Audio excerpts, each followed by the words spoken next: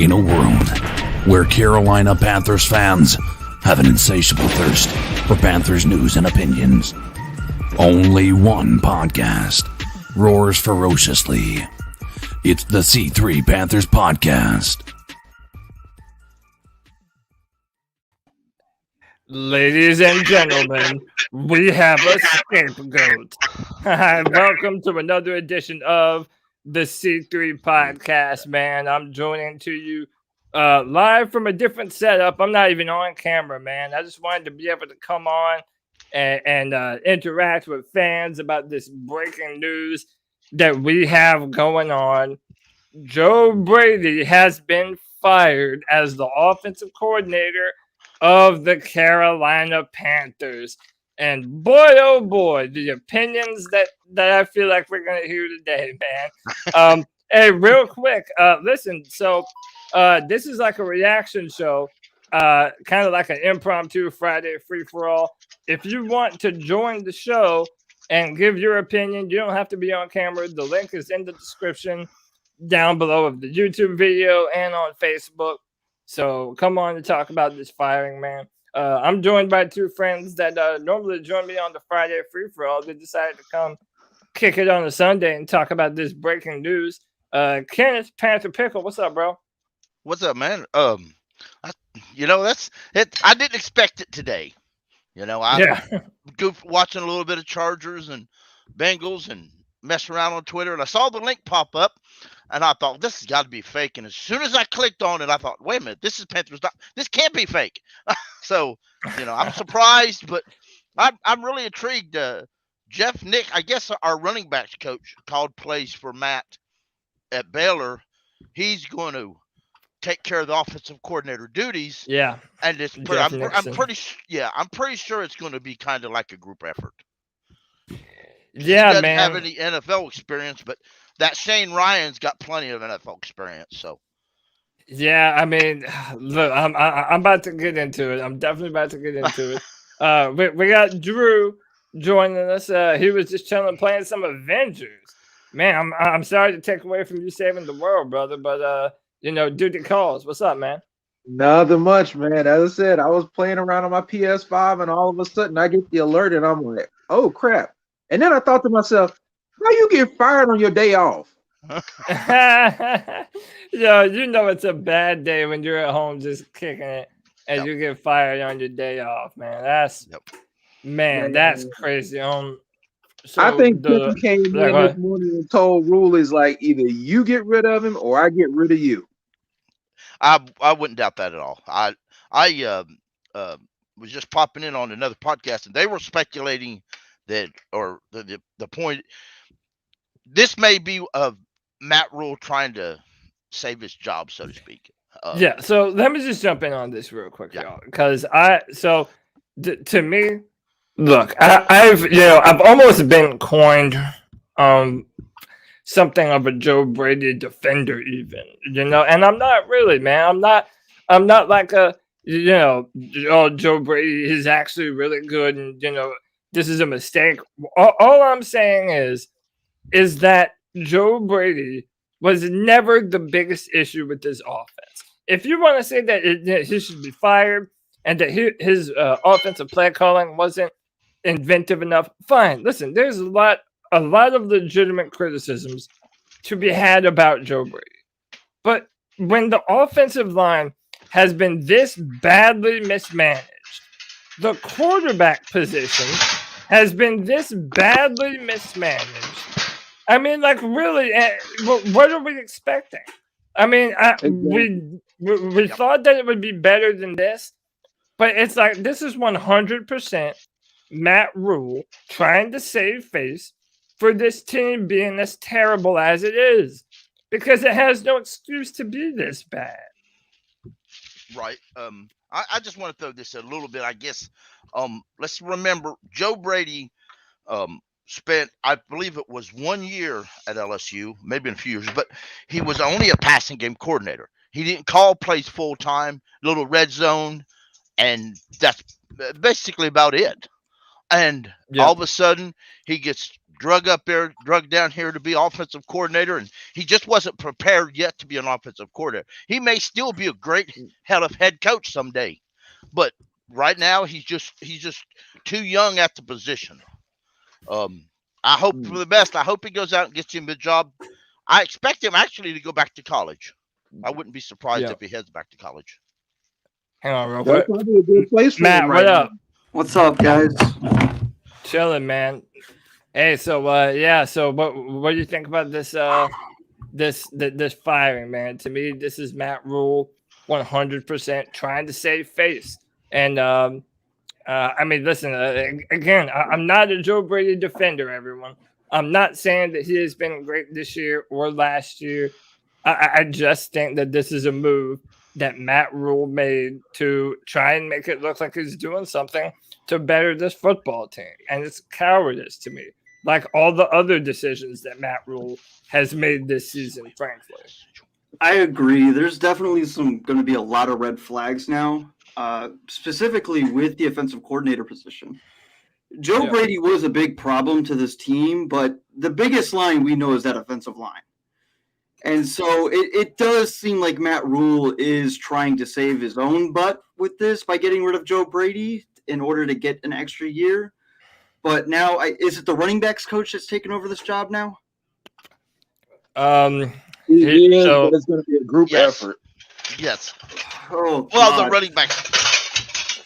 Yeah, I'm not going to put any pressure on the running backs coach. He was just kind of thrown into this. But I feel like Joe Brady was definitely going to be thrown under the bus at one point or another. I didn't expect it to be this early, though. So this is the article on Panthers.com. The Panthers are making a change on offense heading into the final 5 games of the season. The team has parted ways with offensive coordinator Joe Brady after he met with head coach Matt Rule Sunday morning. So they called him into the office. They say, I met with Joe this morning and I informed him that I've decided to make a change. I'm very grateful to him for his time and effort in helping us get established over this past year and a half. Now for the final 5 games of the year, senior offensive assistant Jeff Nixon will coordinate the offense in conjunction with the remainder of the offensive coaching staff. And I mean, dude, like, I don't know what this makes better. I don't know what does firing Joe Brady do for this football This team? puts us in a worse spot, if anything. Yeah, I mean, right. I really do, because I believe once again Matt Rule is a day late and a dollar short. If he was going to do something like this, he should have done this 3 or 4 games ago, because all this is going to do now, I'm almost willing to put money we'll beat Atlanta now. But that doesn't help us the rest of the season. All it does is puts us in a worse draft position at this point. We're not making the playoffs. Yep, let me welcome in Brad to this discussion, and I'll ask this to anyone. Like, was Joe Brady at any point in time this season or last season? I also pose this question to everyone in the chat: has Joe Brady been the biggest issue with the Carolina Panthers offense? I don't think so.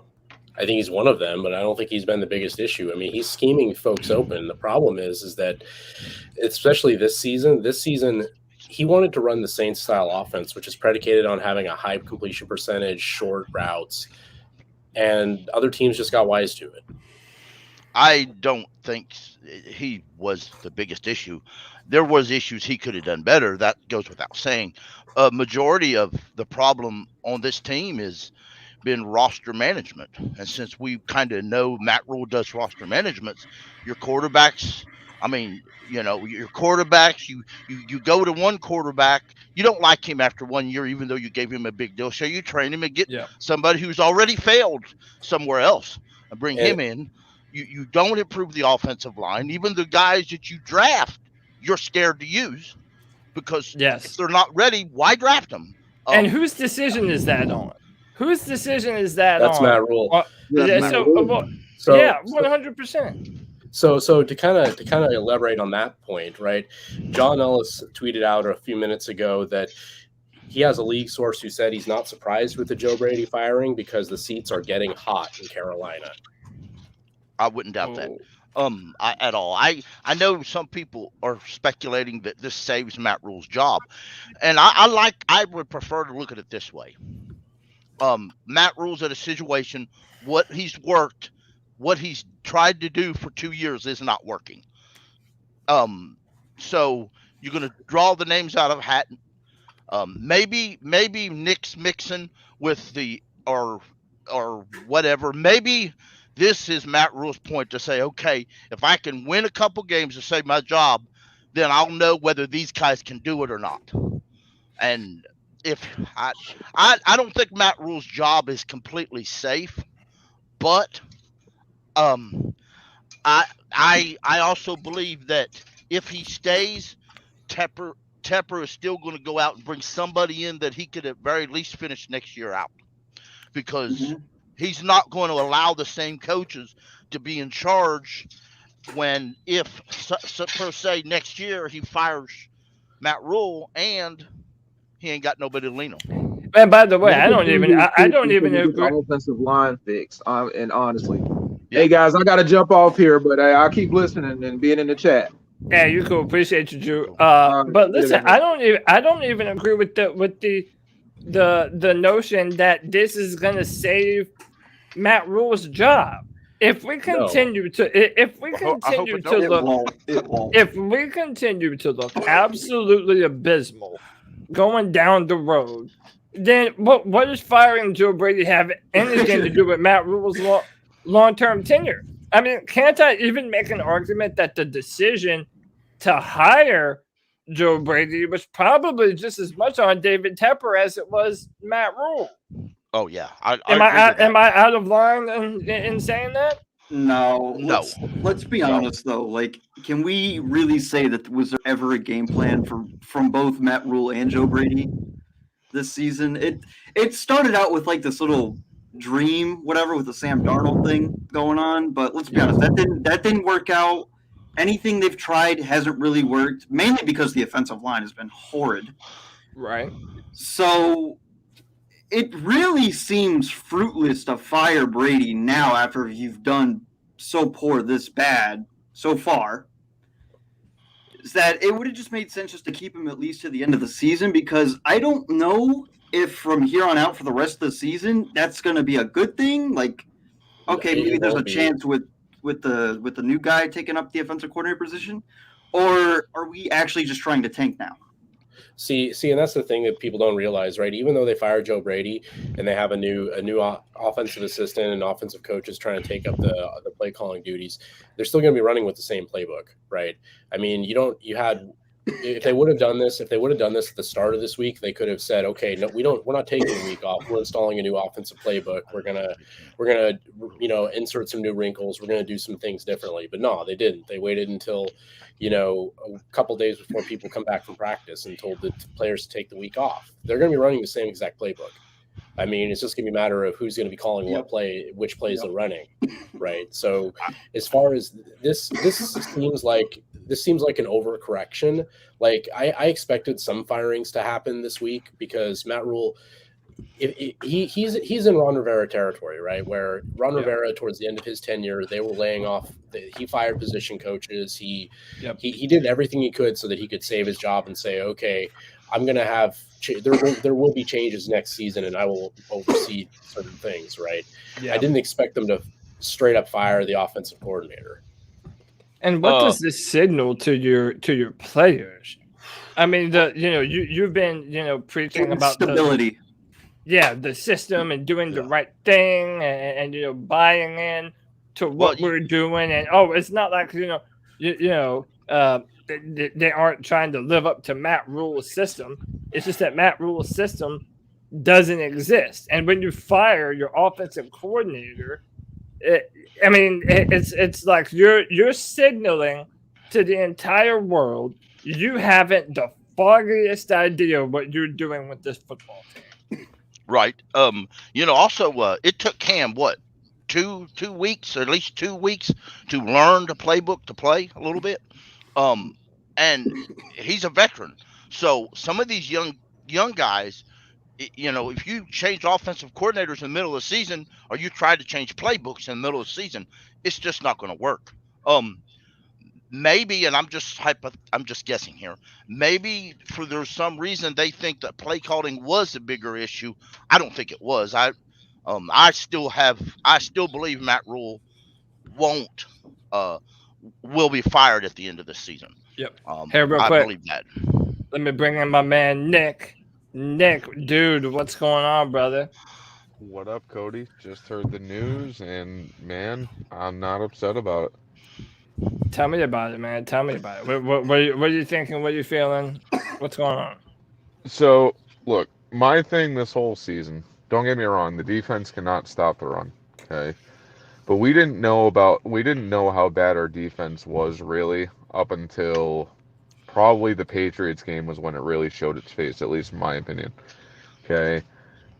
So, our defense has spent more time on the field than they ever should have because the play calling has not been what it should have been. The O-line has not performed the way that it should have. We've had constant rotation issues with the O-line, that sort of deal. And I don't necessarily know if the O-line issues fall back on Matt Rule or Joe Brady, but I know Joe Brady was not necessarily part of the solution. You know, he hasn't been able to scheme up things the way that he should have. Players have not played the way that they should have. And something needed to change, something needed to happen.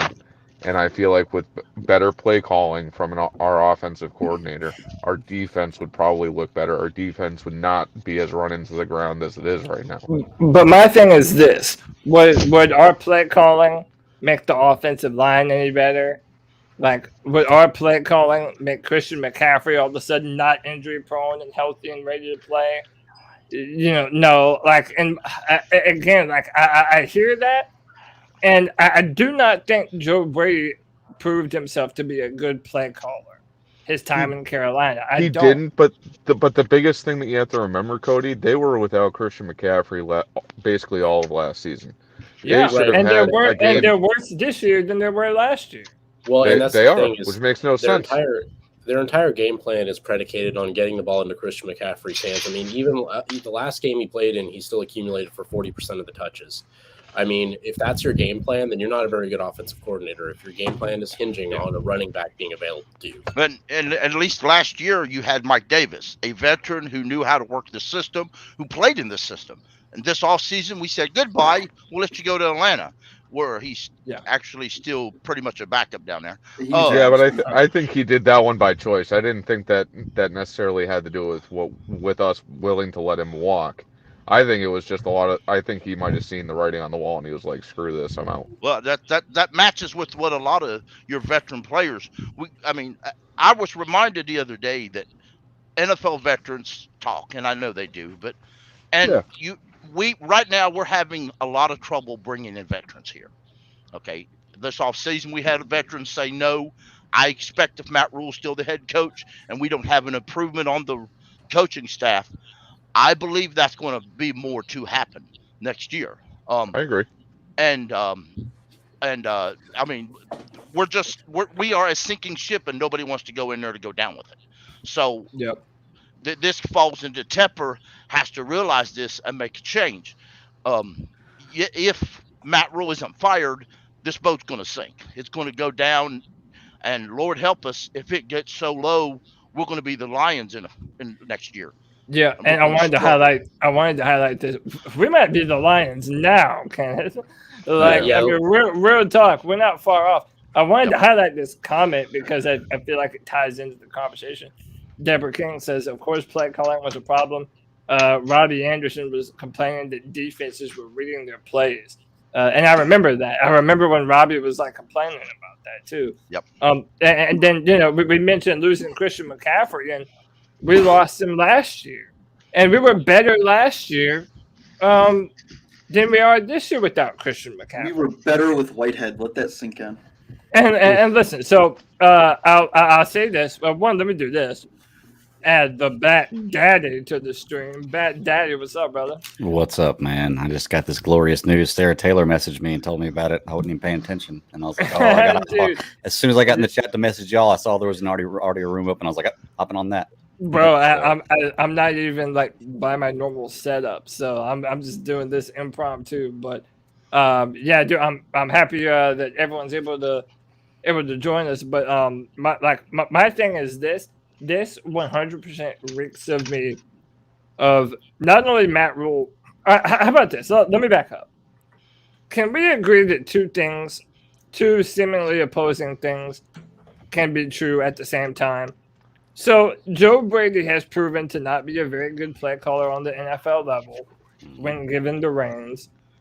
But it's also true that Joe Brady wasn't necessarily given the best playing cards when, one, the offensive line has been so badly mismanaged, then the quarterback position has been so badly mismanaged. It's like, yeah, maybe Joe Brady wasn't that good of a play caller, but damn, dude, who is going to be better as a play caller with this talent the way it is? It's like, this is Joe Brady being the fall guy for all of the big time faulty decisions that Matt Rule ultimately made. I can agree with that because when Cam Newton came here, we commented about this. You actually saw a little bit more light in Joe Brady's eyes. Why? Because he has a veteran who knows what he's doing. Well, yeah, he has a playmaker at quarterback. Granted, an older playmaker, maybe who don't run like he used to, but nonetheless, he still has it. And he was never going to get that kind of shot under Matt Rule because Matt Rule prefers to get younger guys that are backups that don't know what they're doing. So, I mean, Brady got an unfair shake, but I still think he's going to come out on top in the end someday. So, Dad, hold on real quick, because I know that Greg, for a long time, has almost been the voice of reason on our coaches. When we were all trying to be hopeful, we all called Greg the Debbie Downer because he was shitting on the coaches. But as time goes on, the Bat Daddy's takes on our coaches look more and more right on point than they ever have. So, Greg, was this the right move, or is there any truth to what I'm saying that this has a little bit of Matt Rule saving his own ass written all over? It's 100% Matt Rule saving his own ass. And, I've never been a big Joe Brady fan, but I agree. He hasn't really had a fair shake. I think Matt Rule actually held him back. I think this was the wrong call. Not that I didn't want to get rid of Joe Brady. I would have gotten rid of Matt Rule first, personally. But I'm not making those decisions. I think that Joe Brady, he's going to end up just fine. He's Joe Brady. He's going to get a head coaching job in some college and be just fine, make plenty of money. I'm not worried about him at all. I just don't know where it goes from here because I feel like, while I don't think Joe Brady was a great offensive coordinator, I feel like the biggest problems were with the whole team, and it's Matt Rule. So are you just putting a Band-Aid on this problem, or are you actually trying to fix something? Because it looks like this is not going to change much at all. Because now we don't have an offensive coordinator. Yeah, we didn't have an offensive coordinator that could call plays before based on what we had. Now what are we going to do with this? And I get firing the head coach, you end up with the same problems. I just think it's time to sever ties with the entire coaching staff. And this is a situation where me being pessimistic about the coaching staff worked out in my favor. It generally doesn't tend to be great to be pessimistic on things, but this one actually worked out where it came to be true. These coaches are just not set for this level. And I do want to reiterate what I said earlier for those folks who weren't in this chat when I said it. John Ellis, One Panther Place, tweeted out about 48 minutes ago. One leak source tells me that they're not surprised about the Panthers severing ties with offensive coordinator Joe Brady, noting the seats are getting hot in that building. Mm-hmm. So, okay. And I asked this a few weeks ago. I think it was on our Tuesday show. Does David Tepper have too big of an ego to pull the plug this quick after year 2 on Matt Rule? Because I think that's something that, I know John Ellis is saying seats are hot, but I mean, for David Tepper to pull the plug after only 2 years of this, when the common meme around Matt Rule is that he's a third-year coach, third year, that's when his team is blow up and take off. If you fire him before that third year, you're admitting defeat, and you're admitting that all the decisions that you have made pretty much since you've been the owner of the football team have been terrible. And now you're having to redo it all over again. And then that signals to fans that now you're rebuilding. Now you're having to bring someone in. You're just telling everyone, hey, the Panthers are not close to being a contender right now. Mm-hmm. Does David Tepper even have that within him? Well, the thing about Tepper is you got to remember he comes from hedge funds. Okay, so he's big in stock markets, and CK brings us up all the time, and it's the mindset of it. There's kind of a rule when you go into stocks is you don't invest anything you can't afford to lose, and two, you don't invest anything that you wouldn't be in it for 10 years at least. That's kind of Warren Buffett. That's kind of his rules. If you're not going to invest it for 10 years, then don't invest in it at all. So I feel like he has a hard time cutting ties early because of that mindset, where he's already invested in this. And I've chased before in the stock market, and it sucks. But sometimes you got to cut your losses. Sometimes you make a wrong decision, you got to cut your losses. I don't know if that's holding him back or not, but I know that he has that mindset because he made all his money on hedge funds. Yeah, I mean, and then you think about, Joe Brady. I used to call him the Wonder King. A Wonder King is like a young genius, and that's what he was billed as. That he was this young offensive mind that was gonna, be the next Sean McVay or something like that. And if you looked at LSU's championship football team, you had a right to think that, man, that was a historic team, a historic offense, put up incredible numbers. But again, man, now that mirage has faded from our vision, yeah, now we look back at that LSU team that had a bunch of first-round talents at receiver, at offensive line, well, maybe not, first-round talent on the O-line, but they were one of the best offensive lines in football, one of the best quarterbacks in football. And now, looking back at Joe Brady's resume, there really isn't much to it. He didn't really have a great resume before coming. Well, yeah, look at the talent that surrounded him. I mean, if you had a quarterback who right now, if I remember correctly, is one of the highest rated quarterbacks on PFF, right? You have two wide receivers who are fantastic in Jamar Chase and who's the other gentleman? So yeah, Jamar Chase, Terrace Marshall Jr. and I can't remember the other guy's an NFL starter, right? Justin Jefferson. Justin Jefferson, yeah. There we go. Yeah. I mean, and like I said, I believe the right tackle and left tackle are currently starters in the NFL too. I mean, and you had Clyde Edwards-Helaire. I mean, those guys are all star players in the NFL at the NFL level. It's no surprise that they were fantastic. Yeah. Real quick, I'm gonna throw this out there for folks who don't know. December the 5th in 2019, Scott Turner takes over offensive coordinators for the Panthers. December the 5th in 2021, Jeff Nixon takes over responsibilities for the same job. Wow. That's pretty wild. Wow, how history repeats itself, man. But one of them was because we fired Rivera then. But and Norv Turner he took a step back. Norv was only here to help Ron anyway. So. Mm-hmm. Right. Yeah, but hey, man, time truly is a flat circle. I'm just so disappointed, and I've said this before, that all of the issues that so annoyed us with Ron Rivera is the same bullshit that we're dealing with now. Not playing young players when they need to be on the field, firing coaches to save your own ass because of your own inadequate decisions that have hurt the football team. I mean, all these things just over and over. It's like, it's embarrassing. I got to ask you this, man. We fired Ron Rivera.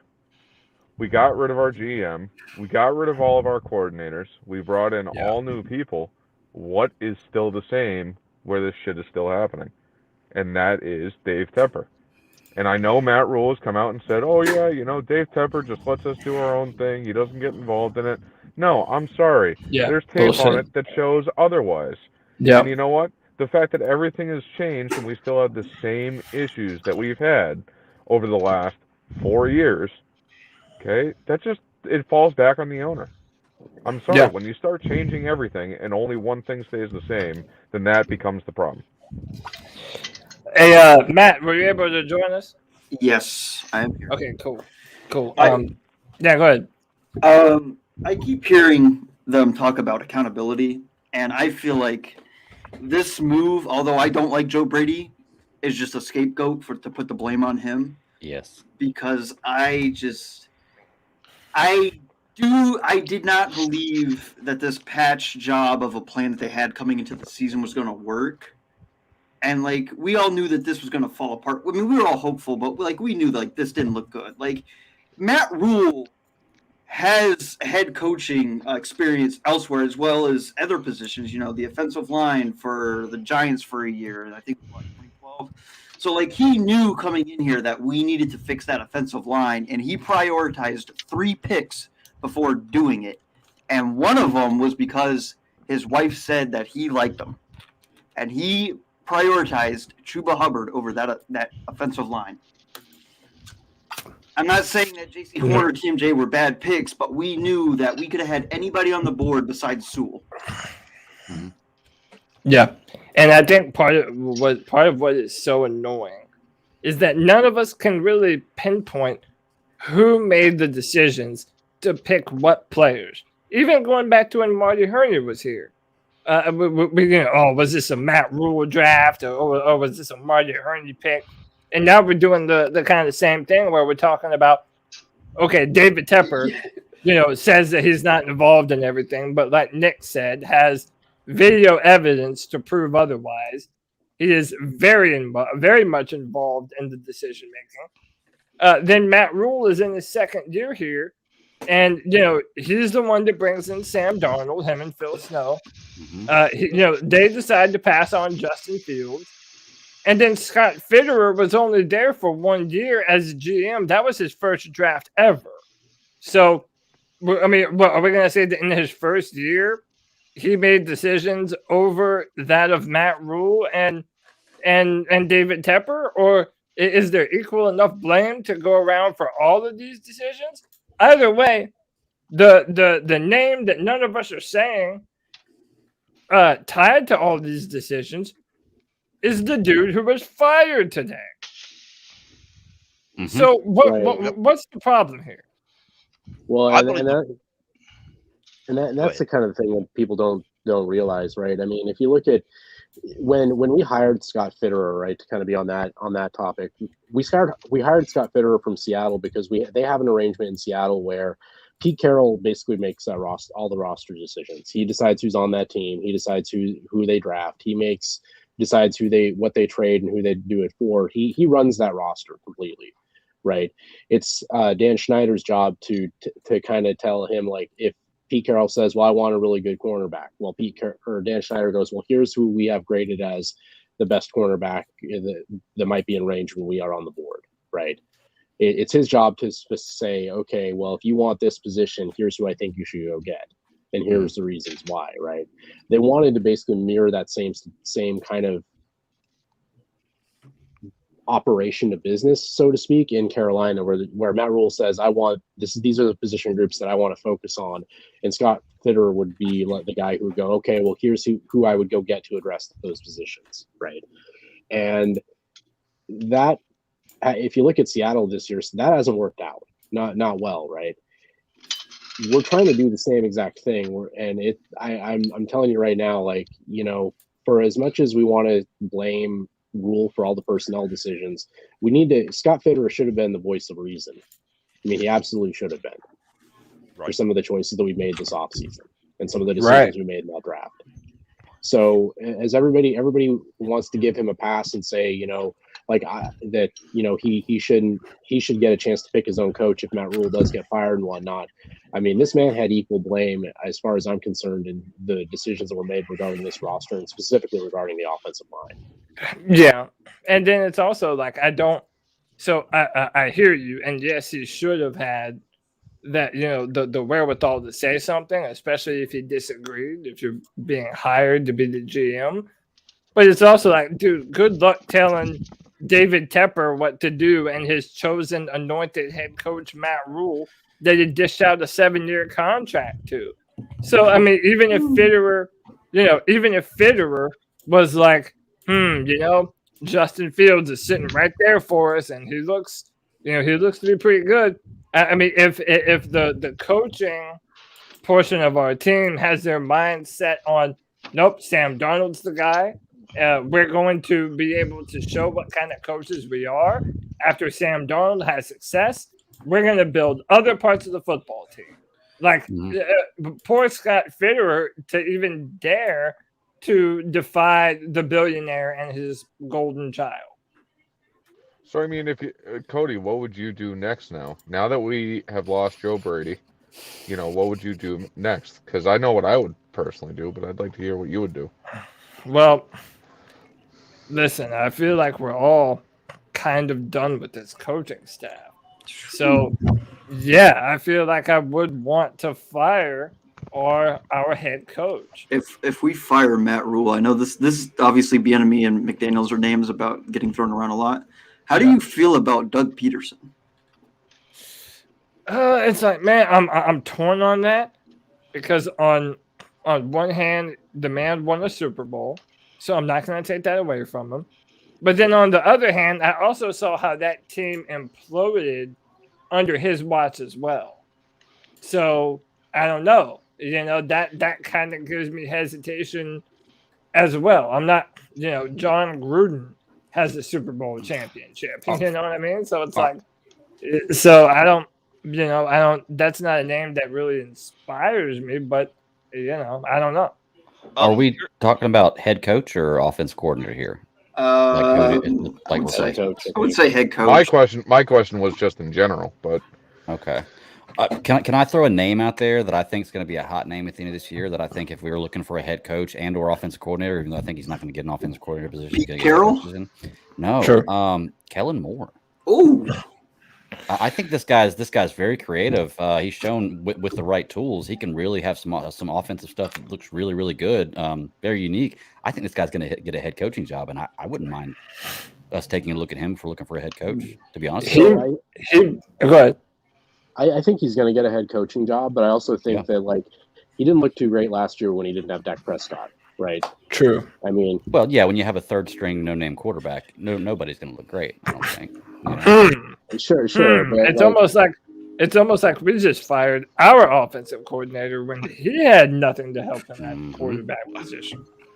I would rather have, to be honest, somebody with experience, and maybe I'd rather have somebody with some fire and experience. But okay, I understand. I also know that Mike Zimmer, while a lot of people talk offensive guys, I read an article this morning that it's kind of well known in that building that the owner of the Vikings pretty much told Mike Zimmer it's playoffs or bust. And further a little bit investigation, several the folks in that building stated that the owner meant the GM and the head coach. That the Vikings don't make the playoffs, they're pretty much going to scrap everything and start over. So that's a couple names of that organization we could look at, but I know that's true because we had Vikings fans in our chat here telling us that they wanted us to win because they wanted Zimmer fired. That is true. That makes sense. The players though in the Vikings, they definitely have the personnel to elevate, take it to the next level. It's just their coaching's been a problem, from what I'm told. We know how that is. We literally know how that is.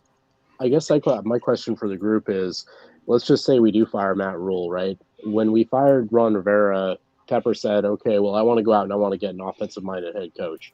And in year 2, Matt Rule came out and said, well, we're going to be a defensive team and we're going to win with a solid run game, which was basically the carbon copy Ron Rivera plan, right? Yeah. That's what Ron Rivera wanted to do. Right. So I guess my question is, what confidence do we have that David Tepper is even going to hire the right guy? I don't know. One thing, what I tried to look this up myself because I remember it happening. I was watching. I do a lot watching on my phone at work, and I remember Tepper telling reporters that he that when he went to Matt Rule that or when they hired Brady, he went after Brady because he was the best name in the business at the time, and the fact is that um, he didn't get the offensive coach he wanted, so he was going to get an excellent coordinator. Um, and I think David Tepper just got, so to speak, suckered into the speech Matt Rule gave. But nonetheless, I would hope that David Tepper um, has a little bit takes a little bit time and doesn't jump the gun like he did before. I still worry about the offensive coordinator McDaniels for the Patriots. Tepper loved him last time. He may be the guy this and next time. Well, so basically, what you're saying is that a snake oil salesman sold David Tepper some snake oil, and he was like, "Yeah, I'll take some of that snake oil." Yep, sure did. No, David, that's a great question though. Like, what faith do we have in David Tepper to make the right decision, especially when you consider some of the guys that he could have had? I mean, he could have had Brandon Staley from the Chargers. Who, look, whatever you think about the Chargers, I dare you to listen to one press conference from the Chargers head coach and tell me that you wouldn't want that dude to be coaching the Panthers. Okay, that dude is a stud. All right, then needless to say, you could have had Eric Bieniemy, who I've been a fan of for a long time. I know many of us have. There were other people out there. And the fact of the matter is that David Tepper told us who he was.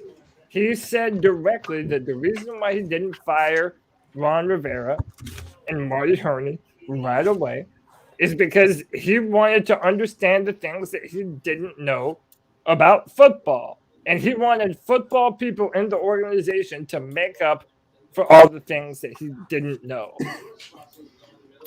Looked at the wrong kind of football people, though. College football is definitely a different ballpark than 100%. And now he's paying for it. He's paying for it. Yeah, and to your point, now that we already know our owner doesn't know a lot about football, even though he comes from Pittsburgh. And then you go, and then to your point, Matt, you hire a bunch of college coaches to come in and rebuild your NFL franchise. Mm-hmm. Like, dude, how dumb do you have to be to be a fucking billionaire nowadays, dude? Like, come on, that makes zero sense in the world, and yet here we are. The dude puts ketchup on his steak, so he's obviously not too bright. Yeah. Does he really? Did he actually say that? It wasn't just Penny's steak; it was a $130 one. Nice fat piece of meat. Just ketchup and wanted it well done. So I mean, Cody, look, you know what? If it was me and I was Dave Tepper, my next move would be to call up Eric Bieniemy and just talk to him, be like, hey, look, are you interested in leaving the Chiefs next year? What's your plan? What are you looking to do long term? What are your goals? That sort of deal. If his goal is to be a head coach at some point, I would ask him if he'd be willing to come on as an offensive coordinator for right now, and then pull Matt Rule in and be like, hey, just to let you know, we hired this guy to be your replacement if you do not pan out. So either step up or step out. And quite honestly, that is how I would go. And what I would do too is if Eric Bieniemy is wanting to take the job under those preconceived notions, I would also pull Scott Fitterer in and be like, look, okay, you guys need to work together. You guys have 2 years to get a winning record of some sort, or be competitors. Okay, our biggest issue this past year is the fact that we have not been competitive in every single game. We've had blowouts that never should have been blowouts. That's where our issue lie, and that's why we're so low on the team right now. Okay, so you tell those guys that, hey, you have 2 to 3 years to have a winning record to be on the right path. You guys don't pan out, You're all gone, and I'm doing this the right way the third time. That's just my 2 cents. Yeah, I mean, asking someone to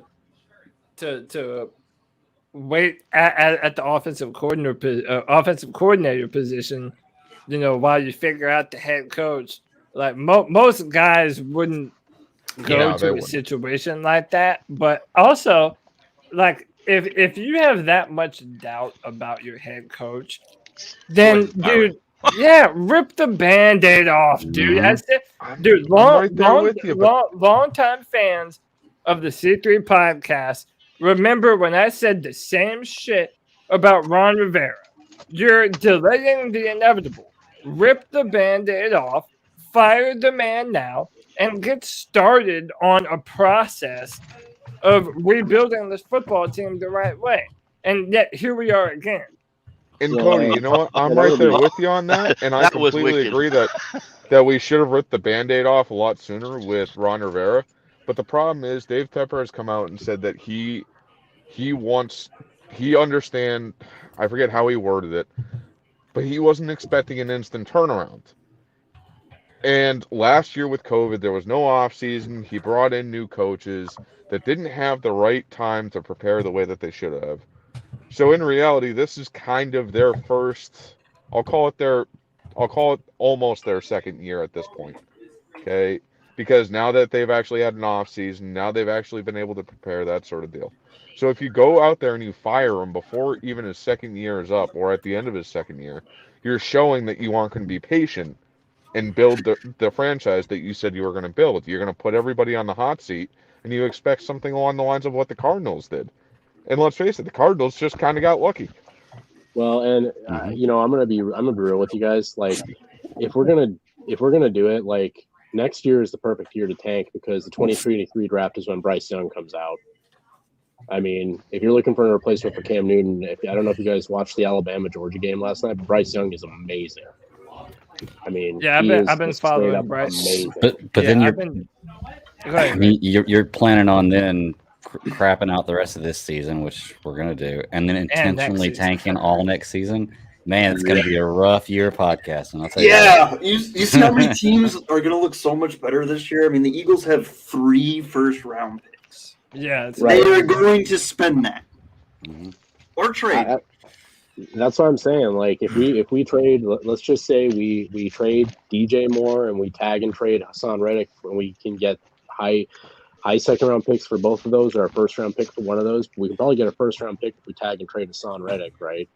I mean, we could very easily fix our offensive line or at least get very young on our offensive line within the next offseason, and still not be very competitive and still potentially be in play for that first overall pick next year. Yeah, and then you're trading away pieces. You're probably pieces of your defense too. Like, goodbye to all that sack production if you trade Hassan Reddick away. And by the way, I want to give Kenneth a little credit on this. They might be drooling over Kenny Pickett already.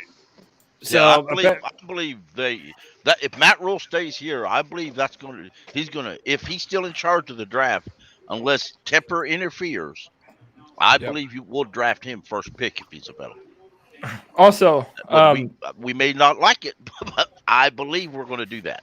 Matt Rule has loved Kenny Pickett way back when Kenny Pickett come out of high school.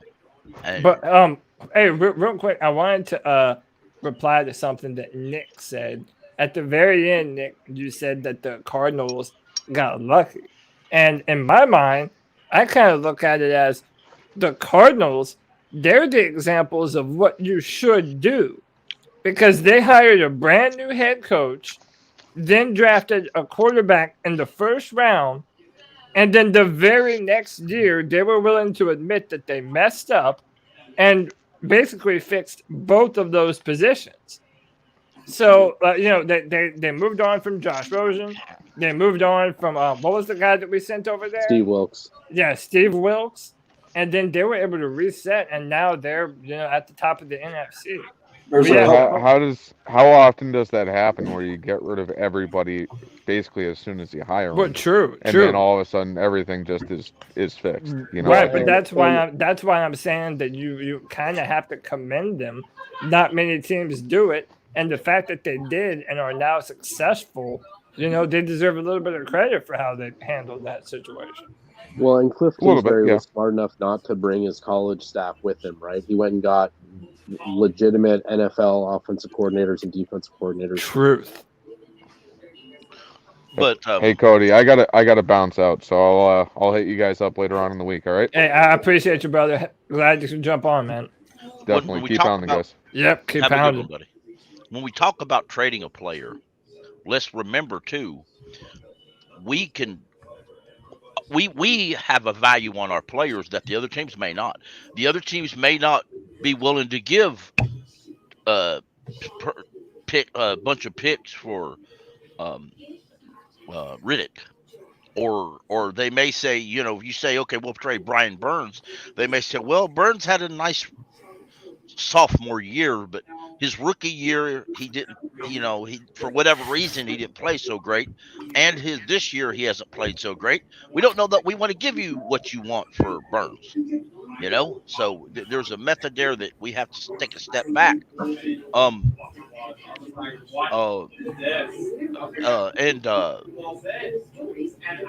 Burns, though, at least he kind of fits in a 4-3 and a 3-4, which I'm not certain Riddick could be an every down 4-3 linebacker or 4-3 and or a 4-3 linebacker. Yeah, I mean, I'm not so certain that Brian Burns is a full-time 4-3 edge either. So. Yeah, exactly. So so you're kind of treading water there. I'm really scared to give Burns another contract right now.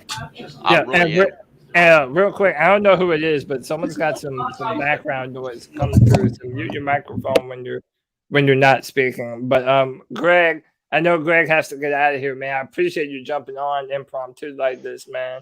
Yeah. What are your final thoughts on Joe Brady before we get out of here?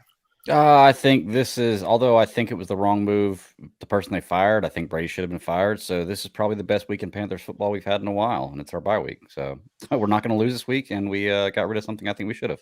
Before you go, do you think Matt Rule is our coach starting next year? I believe it truly goes on how the season plays out. To be honest with you, I think if we are a stinker and we lose out the rest of the year or win one more game, and how do you think it plays out? I think it plays out. We lose. Yeah, okay. So based on that, yeah, I think that he won't be our coach next year because I think we're probably going to lose out every game. To be truly honest with you. Yep. I don't see us winning. Yeah, maybe Atlanta. I'm right there. I'm right there with you, man. Yeah. I hate that too, dude. It's another season where all of our hopes were gotten sky high, then they fell to an all-time low. Then Cam Newton comes back, and now, we're back. The Panthers are going to the Super Bowl. And then, then they just do it to us again, man. So it's like we've had to come crashing back to the earth 2 times this season. That's hard to do, man. We are the cryptocurrency of football, man. That's what the Carolina are. So, dude, that's so volatile. Sell the Panthers. Yeah. I'm going to throw this out there.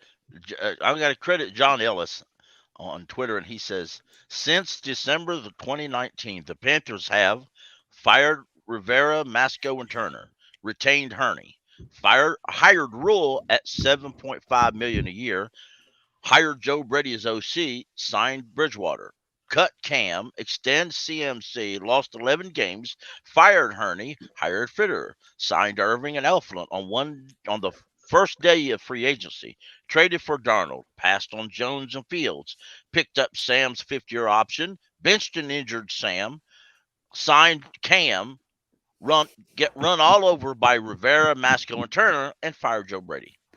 You can't make that stuff up, man. It sounds like a Mad Libs for NFL. Carolina. Hey, man, we might really have to have a conversation about, are the Panthers in the same tier as like the Browns and the Lions and these teams that you only think of as like we are. We've also had We've also had 5 quarterbacks in the last 2 years. Yes. God, just going for a record, y'all. Going for a record. Well, Greg, I appreciate you, brother. Enjoy the rest of your day, man. Enjoy the rest of your Sunday, and we'll keep pounding until I see you Tuesday night, bro. Keep pounding, man. Later, y'all. Peace and love. Amen. Yeah, once again, anybody that's in the chat room that wants to join in and give your opinion, the link to join is in the description box down below on the YouTube video, also on the Facebook video. Man, go ahead. We mentioned about the Vikings a while ago. They are actually, the Lions are up 20-6 over the Vikings at halftime. Yeah, I've got Red Zone up. I'm trying to keep track. Apparently Tom Brady has thrown a bunch of interceptions today too, and the Falcons are competitive. It's crazy, man. I'm watching the shootout between. I kind of agree though. If we stink up the rest of this season, which I believe, I said it after the last game, and I'll say it now. I don't believe we'll win another game. Unless it's at the end of the year when the Bucs have everything wiped up and took care of, and we're playing their backups, and I'm not certain we can beat their backups. So, but if we don't win another game, I think Tepper is pretty much forced to fire Rule. I really do. Yep. Hey, real quick, let me add my man Rock to the stream. Rock, what's up, brother? What's going on, man? How y'all doing? Chilling, man. Give me your thoughts. Joe Brady is no more. Man, I'm excited. I'm happy. Was it? Yeah. Did this need to happen, or was Joe Brady just a fall guy for Matt Rule's ineptitude? It needed to happen, bro. Let me go in my room so I can get some more light. It needed to happen. I've been wanting this to happen, bro. I was like, man, when I saw it, I was like, oh my God, yes. Yeah, man. So do you think that Joe Brady has been holding back this offense? I do. I feel like he's I don't know, man. I feel like he's like a kindergartner calling plays, man, football plays. Yeah. For real. Yeah. He hasn't been impressive, man. He hasn't been. I mean, the only thing I'll say to that is what I've been saying to that, man. Like, look at the quarterbacks that the Panthers have been through. Look at the drops that we had. Look at the overthrows that we had. Look at the mistimed balls that have been thrown. But also, and again, I know I sound like a broken record, but look how badly this offensive line has been mismanaged. Correct. I mean, it's been terrible when there's no protection and your quarterback, and you can't depend on him from a dirty pocket. It's like, man, to me, this just spells like Joe Brady is the fall guy. So I guess my question now would be, who do we elevate to be the OC? Who do we get? But now it's hold on. His name is Jeff Nixon. And hold up real quick, man. One, Jeff Nixon is the new offensive coordinator. But hey, man, let me add some people to the stream right quick. One is a legend of the C3 fan community. My dog Nova Black. Nova, what's up, bro? What's up, Cody, man? What's up, C3? How y'all doing? Chilling, bro. Happy to have you on, man. Also, real quick, shout out to the homie Twan. Twan, what's going on, bro? What's good, boss? Chilling, man. Happy y'all can join us. Let's go to Nova. Nova, man, what you thinking about this? Did the Panthers do the wrong thing, or was it time for Joe Brady to hit the road, bro? First of all, I'm blowed, right? It's right in the middle of the season. This is unheard of. Most teams will wait to the end of the season. You know, when stuff like this happens, it's just real bad. So I'm going to say, honestly, overall, I think Joe Brady's the fall guy, but he's been atrocious, man. His play calling without Christian McCaffrey, it's like which way do we go? Now, if you go back and look, when we even had Mike Shula, man, and we had Fozzie Whitaker and all these guys, okay, in the backfield. When Stu was down, you didn't see the play calling change up too much. It wasn't too drastic. You couldn't tell that there was a fall off because Fozzie Whitaker, who wasn't as much of a bruiser as Stu, you know, he was more of a poor man's CMC, you could say. A poor man's Alvin Kamara. But Fozzie was underrated. The play calling has a huge significant drop off. The route concepts are basically first time Madden player-ish. You got defensive backs running the routes for our wide receivers, and take a look at this. He can't seem to get these guys open unless he's getting the linebackers to drop right there on the ass of the line of scrimmage. Yeah. Because if they drop in the coverage, they don't have to drop very deep because all of his crossing routes are right there on the back sides of the defensive tackles. So guess what? Our wide receivers are getting their head knocked off time after time. Yeah, that's why DJ is afraid to catch the ball across the middle. Right. That's So why DJ be dropping them slants. Yeah, right. they're making what they call business decisions, and you can't blame them on that one. Right. I'm glad. Joe Brady is a good call, but not right now, and that's just Matt Rule trying to say. Why wait though? Why wait to the end of the season? Get him out of there, man. Get him out of there. Listen, so we can start learning the new system. Because because where we are right now with them little bit of draft picks and stuff we got right now, they might as well strategically tank, my man. Trying to win out the back end. We don't have any. What we tanking for? But we don't have any bad picks. We don't have no picks. Why we tanking? And bro, everybody got what we can with and what we have. Everybody got so upset at me last year when I was saying that we needed to tank for the quarterback, bro. Last year was the year to do it, and here we are once again, a day late, dollar short, talking about tanking. Like I agree with my man Rock. Like, what you tanking for? Like, if anybody thinks, that's true. If anybody thinks that the Panthers are tanking this year, you have to be out your mind. This is a $1 million company. I don't think it's gonna happen, but I just don't see the logic in trying. I mean, it's not the right time. I've said it so many times. We are stuck in purgatory. It's the same thing every year. That's why I'm saying if they're competent. But saying that, aren't we undefeated in our division right now still? We are. Yeah, we are. That is true. Yeah, we are. Yeah. But at the same time, I mean, like you have to look at what does the future hold for us, or what does the future look like for us? We only have $29 million in cap space next year. We only have 5 picks in total in the draft. I mean, and we have some glaring issues at offensive line, linebacker depth, and free safety. Oh yeah. I mean, we got a lot of cap money tied up in the quarterbacks. We're still paying Cody. We're still paying Sam. We're paying quarterbacks and that man, Robbie Anderson. You guys know what I think? I think that the signing of Cam Newton exposed Joe Brady as a play caller. Period. I'm about to be with Cam. I'm going to read you something real quick. Cam in the NFL longer than Joe Brady, and Matt Rule. He probably has better football IQ and knowledge than Joe Brady. And you sitting here with these play calls. Now you got the quarterback complaining about probably the same thing that's been being complained about behind the scenes. It's a possibility.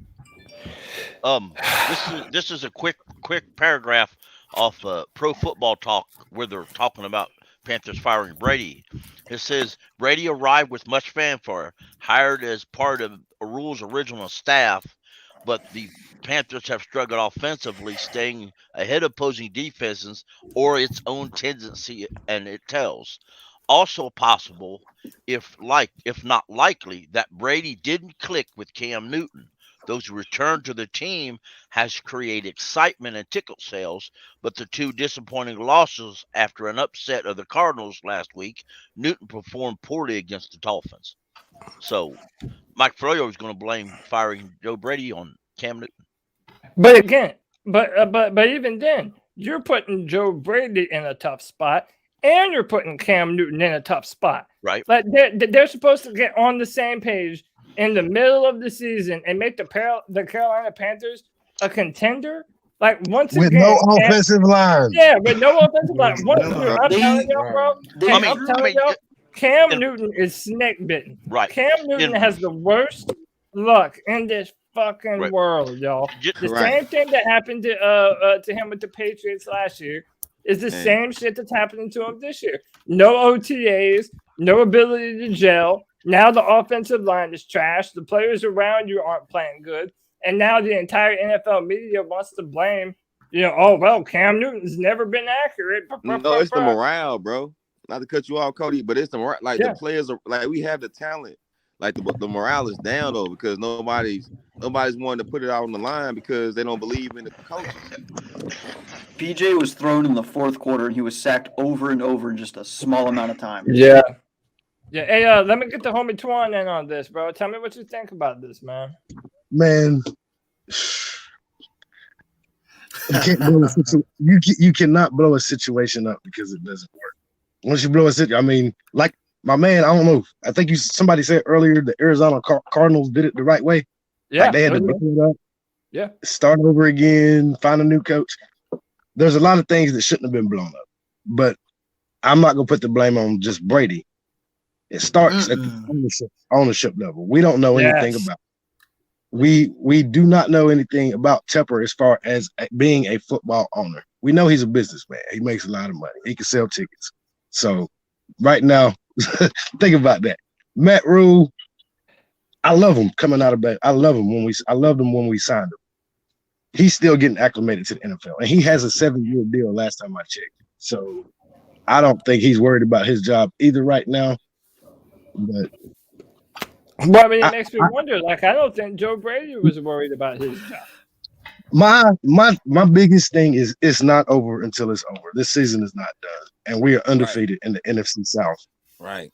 If we win all of our games in the NFC South and maybe knock off Buffalo, go undefeated, what can you say then? I bet. Look, let me ask you this then. Let me pivot the conversation this way. What are the chances of Carolina's offense looking better now that Joe Brady is done for? Nixon is the coming in. Who's the play caller? 50-50. So we got this dude Nixon. Apparently he was the OC at Baylor when Matt Rule was there. So, bro, we literally got the Baylor team made over, y'all. If you have ever coached or played for Temple or Baylor, bro, this is your fucking spot. Come right over, bro. We need you over. Yeah, he's been our running backs coach all year, so he's familiar with the players and stuff. Hey, we'll see, man. We're gonna see. We're about to find out. I need Cam to show up. I need Cam to show up so I can go to the cigar shop after we beat Atlanta. It's something, man. It's something, but it's like. But look, man. Even still, he might be an upgrade from Joe Brady, man. He might be, but I still. But this move right here is getting your boy Rule out the door next year. He ain't coming back next year. So even, and I'll reiterate what I said earlier, though, right? You've got 1 week now to learn a new playbook if they're going to redo it. They're not learning a new playbook. They're going to have the same playbook. Right. I mean, anybody that thinks this is anything but an ornamental firing is kidding themselves. At least right now. It's going to take a few weeks before they get a new playbook in place. How much of this has to do with them coaching jobs coming open also? I don't know. Do y'all remember earlier in the year, I talked about it on the podcast.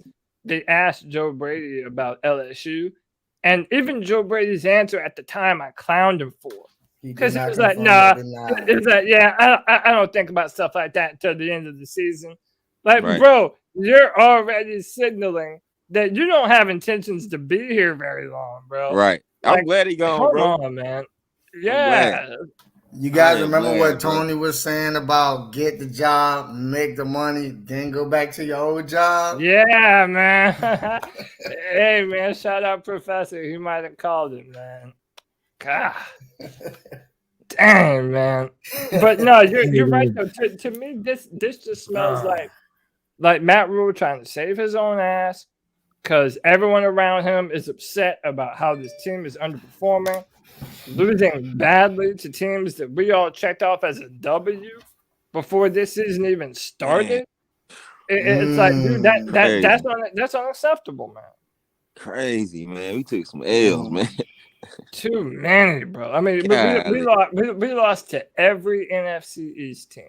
Every NFC East. And that's why I'm rooting against them this weekend. Bro, we're still in it. We're still in it for a playoff spot. Bro, but look, that is horrible. Or does it seem like the team doesn't play that well at home? They don't. We're one of the worst. We on the road. Home field advantage. We're one of the worst home teams in the NFL. Well, let me ask a question then. Can I ask a question? What is the difference between the 3-0 start and then the rest of the year? What happened? Yeah. They figured us out, man. No, ain't nothing going on but college bull crap on the NFL field. That's all. Well, hold on. They figured us out. But we all know the major thing that happened. Christian McCaffrey goes away and the whole offense goes away. You take Christian McCaffrey out of this equation, now you have no identity. You have no identity because all you are is the Christian McCaffrey show. Bro, who was that Panther that was like, no, we're not the Carolina Christian McCaffrey? Like, bro, yes, the hell we are. Yeah, yes, the hell we are, man. And maybe that's why that was Hassan Reddick, right? But look, we didn't even look good with him in the game. No. He was in the game. He was in the game against Miami. We still got our asses whooped. Yeah, I mean, he was, but then even still, he got hurt. His yards after contact is still. Yeah. Oh yeah, he got hurt. He got hurt all of a sudden once we was like down by 20 points. I know, bro. That's what I'm saying. Like, there's no rhyme or reason. And he finished. Didn't he finish the game? Am I wrong? I think he did, bro. No, he didn't. I think he was faking. He was out after halftime. He came out in the boot. This sort of happens when you build your Ain't no entire wrong with team man. around one player. Right. You know, Ron Rivera said it this week when he was talked about it. He said he will never build a team around one player like he did in Carolina. But that's all he said. Didn't make no names. We all know he built the offense around Cam Newton. Mm-hmm. And when they failed to make good selections at the offensive line and Cam gets hurt, you're crippled. We haven't had a good time. We're building an offense around a running back who gets hurt all the time. And did you say he built the offense around Cam Newton? That's what he reiterated. Bro, he Cam said he won't never build the offense around one person. Who else was he talking offense about? ever. He can't be talking about he built it around Jonathan Stewart. You know. Man. Cam never had offense. This man went to the Super Bowl with fucking Ted Ginn, Jericho Cotchery, and who else? Who was the other guy? Oh, my boy that got to my I can't think it's coming to my name. The one that made that catch in the Super Bowl. Hey, Cam Newton, he drug like these guys wouldn't even start on another team. Cam Newton brought a janitorial crew playing wide receiver to the Super Bowl. And went to the Super Bowl, bro. Hey, man, it wasn't for Greg Olsen, though, too, now. Well, yeah. Cam had the connection what took them to a Super Bowl. It was the Cam and Olsen show. Them two had a connection I don't think a quarterback and a tight end will ever have again. That defense took them to the Super Bowl. Well, when Cam Newton, the best weapon / receiver that Cam Newton ever played with was a tight end. I mean, he made Greg Olsen 3 years of 1,000 receiving yards, man. The first tight end to ever do that. Hey, and then Greg Olsen slow as an old Volkswagen, man. Yeah, bro. He just got finesse, man. He got finesse. And his hands got sticky glue to him. Yeah, that's Old Faithful, man. That's Hey, boys, I'm out. Y'all have a good one. Hey, appreciate you, man. Yeah. No problem, man. I'll be listening to y'all. Yeah, later tomorrow. Appreciate you, bro. All right. Yeah, man. I'm dude. It's like, yeah. I mean, seeing how we did Cam Newton and the fact that we brought him back, like honestly, real shit. Before we brought back Cam Newton, this is one of the reasons I didn't want Cam Newton to come back. Like, why come back to this? Look where we are now. And now Cam Newton's having to do the same shit. And you know that if the Panthers play bad the rest of this year, no matter what, Cam Newton's the lightning rod. He's going to take the majority of the blame for all this shit. Having to come in, like, play under different play callers. You have no Christian McCaffrey anymore like you thought that you did when you signed. Now Dante Jackson's on IR. Oh, by the way, Frankie Louvu is on the COVID list. Like, dude, I'm telling you, man, Cam Newton is one of the most snake-bitten quarterbacks I think to ever play, man. I think Cam is going to keep these guys in the game down the stretch. And I believe that's the only reason they're going to play is for Cam. Because I don't think Matt Rule got that team. I think he's lost the team at this point. Yeah. And the pro players who've been in for a while can see that. I've got a bit of a hot take, and this goes to both players and coaching personnel, or not players, fans and coaching personnel when it comes to certain all-star or pro caliber players. Guys like McCaffrey, Steve Smith, Jordan Gross, Kuechly.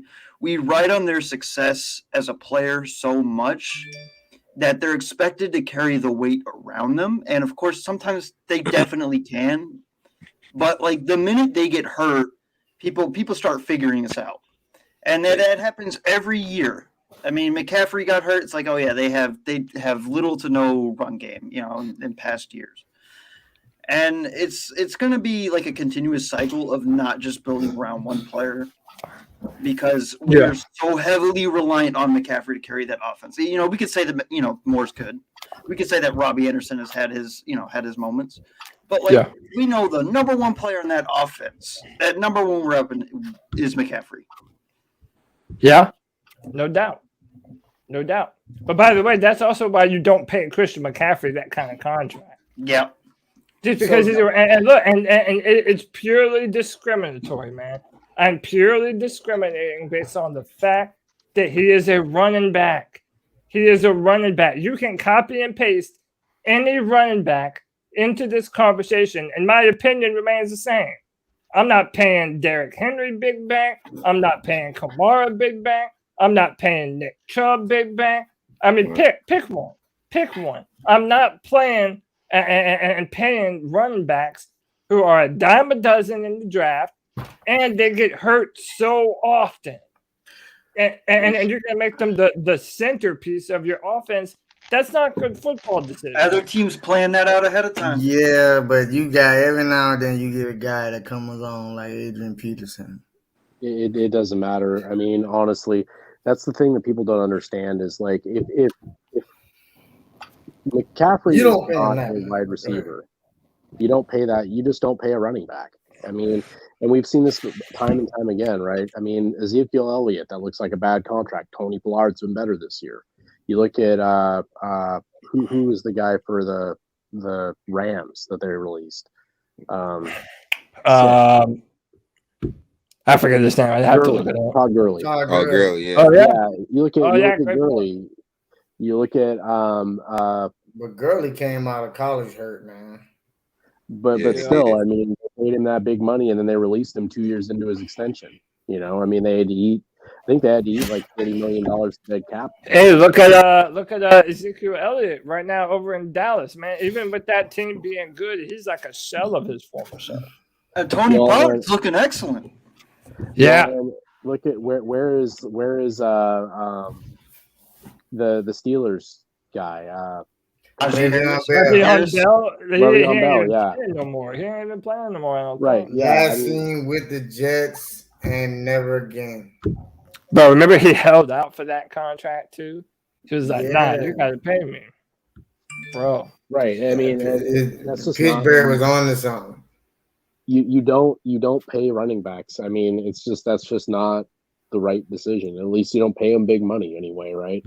Pay them like $8 million a season, then great. But you're paying, we're paying Christian McCaffrey. People don't realize we're paying Christian McCaffrey $16 million next season. We're paying Robbie Anderson $16 million next season too. Damn, I mean, yeah. We're going to be $32 million into Hey, somebody, yeah. All right, I got it. So that's the kind of music that is taken off of YouTube. We are really, I mean, we are cap poor next year as it sits right now. I thought Robbie's contract was like 25 mil. Like it's 25 mil. It was a $25 million extension spread out over two additional seasons. So he's a $16 million cap hit next year. He's a $9 million cap hit the year after. Aren't we still paying Kuechly? Yeah, we are paying him this year. Yeah, wow. This year's. Bro, there was someone. I thought there was someone else too. That Teddy Bridgewater. No, wasn't it K1 Short? There was someone else. Yeah, that like we you really wouldn't think that we would still be paying, and we are. But Robbie's contract is also trade friendly. So if we can talk somebody into trading for him, like if we trade him next year, we'll clear 13 million on cap, and the dead cap's only 3 million. So, and But if you year after that, it's better. So Robbie's contract is what I want to call tradable. It's easy to trade him if you find a partner. I would want to Right, trade him. he has the most I drops in say the keep entire him. NFL right now. Nobody's trading for him. Yeah, but I say at the keep same Robbie, time, man. you know, DJ Moore. If you're DJ Moore and the GM walk up to you and say, "Hey, you want to resign?" Why would you say yes? Well, I don't think he's going to. I think he's gonna. I'm gonna be real with you. Like if we fire Rule, they're not going to keep DJ Moore. DJ Moore will be a player who was drafted in the last two regimes. Right? They could have. Yeah. I mean, I really don't think DJ Moore. I don't think whether Rule's here or not. I think that this is DJ Moore's last season in a Panthers jersey. I really do. And you know what though? Even if I'm DJ Moore, I don't think I want to be a Panther next year. But you know what though? I feel like even if DJ leaves, I feel like we'll be all right because we have a lot of young talent at wide receiver. You know what I mean? Like I feel like, and like I mean he's done a lot, but he hasn't done much. It's like I don't know. I'm like I'm like kind of like threading the line with DJ. Like he's done a lot, but at the same time, it's like, man, when we need him to come through, he don't come through. Yeah, man, dropping passes. He doesn't have that. He doesn't have that number one receiver mentality, man. Like he don't have that dog in him, man. A dog. No, regardless. Bro, you look at somebody like one of my favorite wide receivers in the game is Stephon Diggs, and when you look at the way he just cooks opposing receivers, man, like he's so precise and almost damn near violent the way he runs routes, man. Like, dude, Steve Smith had that same kind of thing. That same kind of thing, man. And it's like DJ don't have that same kind of dog in him. But going back to what I was saying, if I'm DJ Moore, look, so much of the receiver position is dependent upon who's playing quarterback, who you got throwing you the football. And if you're DJ Moore, you're looking at the Panthers, bro, since I've been drafted, y'all can't figure out the quarterback position. So even if they did throw a bag at him, like, why would you want to stay here, man? Like, you can go somewhere else to a team that has an entrenched franchise quarterback. Like, imagine DJ Moore with the Ravens, bro. Like, that might be perfect for them, and you might want to go there. But if I'm DJ Moore, I don't know if I want to come back to Carolina. I wouldn't. I would ask for it and it's nothing. It's nothing to do. I think DJ's all right, but he don't have what you said. He don't have that dog in him, you know. And even to remember the days of Steve Smith walking up, a play didn't work out, throwing his arms up there, squalling at Jake Delhomme. Why didn't you throw him? Your eyes open. Steve might have had 3 people on him, and Steve still say he was open. DJ don't do that. DJ don't do that at all. Yeah, DJ bipolar, man. Something wrong with DJ, man. Like, someone on Twitter not making fun of anybody that have mental health issues, but I think something wrong with DJ, man, for real. Something wrong with that guy. I don't think he loves football. I think he's losing a lot of his morale. But somebody on Twitter called him a diet DK Metcalf, and I was like, you think he feel like football? Yeah, I mean, I don't think that he loves it. He might like it. Yeah, I don't think he loves it either. Yeah, it's like he doesn't have the passion for football. Like, there are some dudes, man, like a Jamal Adams type player. Whatever you think of Jamal Adams, that dude's coming to break your face every play, man. Right. And it's like there's a mentality that you have to have playing football.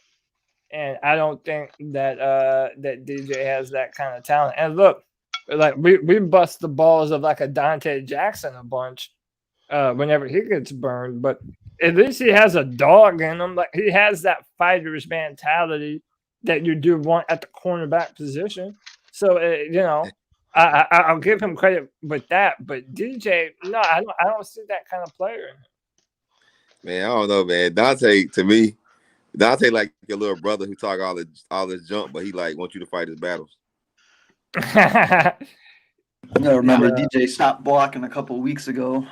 Yeah, that was noticeable. Dante won't tackle for nothing, man. No, DJ, not bro, Dante. but he was doing better with it this year, man. He was doing better. He was doing better, but like you can still see he's scared to hit. He will not wrap up for nothing. Like certain Dante guys had that one good play against McLaurin, but that was it. But one play, come on, bro. Like I know, but that was it. Like he just, I don't know. Dante, there's some guys when they're playing, especially defense, it's like their second nature. You know, it's just second nature to tackle. It's just second nature to cover. Yeah. Dante, he got to work to tackle. I mean, he's scared, he got, bro. All right, I got. He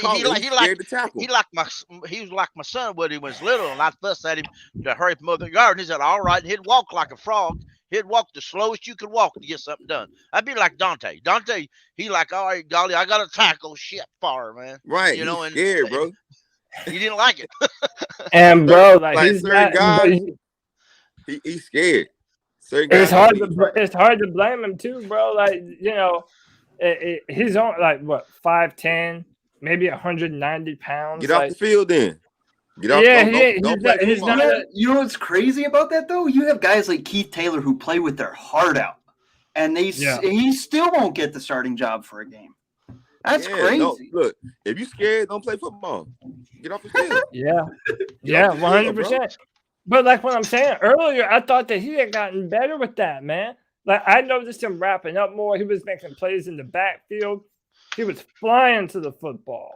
But like something happens where all of a sudden he just plays undisciplined.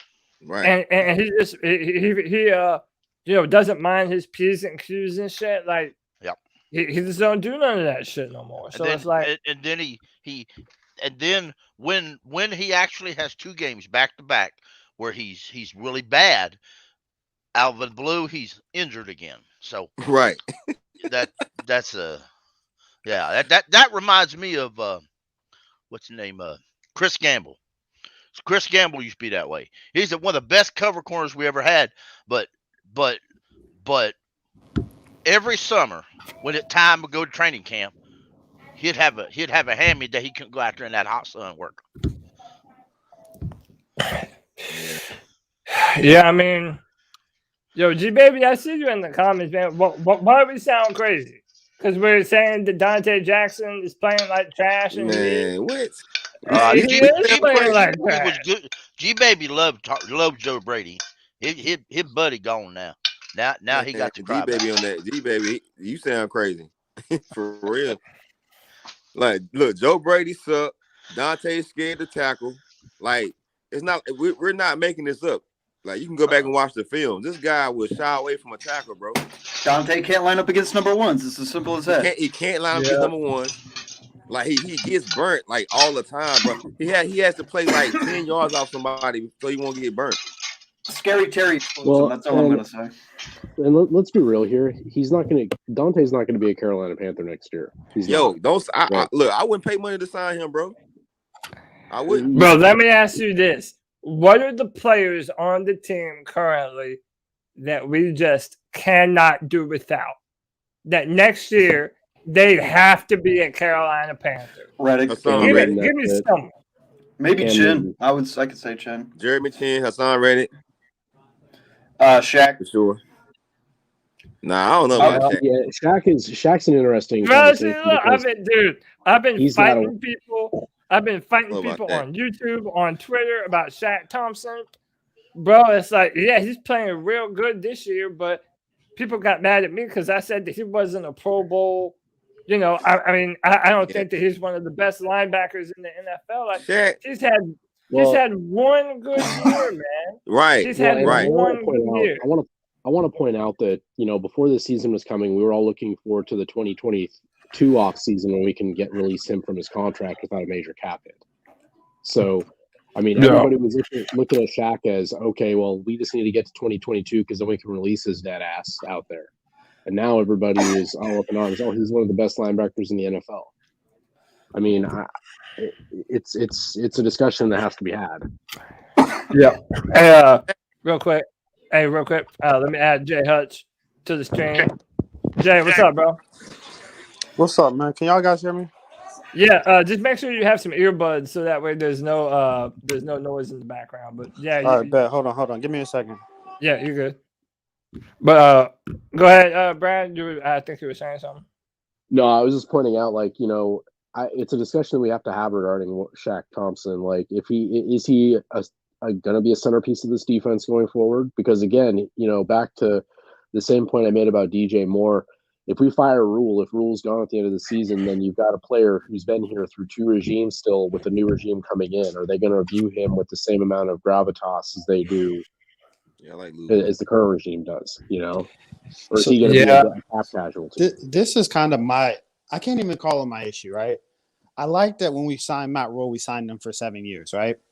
And I kind of give them props on the Cam Newton signing only because that just showed you the type of, I don't want to say crow that they could eat, but a way that, hey, when they said, hey, we're looking for the best available, or we're trying to win, they actually meant it. Now, I'll be honest, as a true fan, right? I think the 3-0 got us fucked up in the head because we knew on paper we probably were only going to win 7 to 9 games this year based on our roster, right? Like Phil Snow did some magic. I mean, what? He took over pretty much the youngest D, took us made us middle of the pack to basically a top 7 defense this year. Don't get me wrong. We've been getting gashed the last couple of weeks, and we know that we need to improve on the D-line, get a couple of linebackers. But I think the only thing that we can kind of question is some of the questionable decision-making, right? Like the Brady Christensen, like get him out at left tackle. But at this point, Dennis Daly not the answer. We know that, right? Yeah. And then I'm looking at the other one.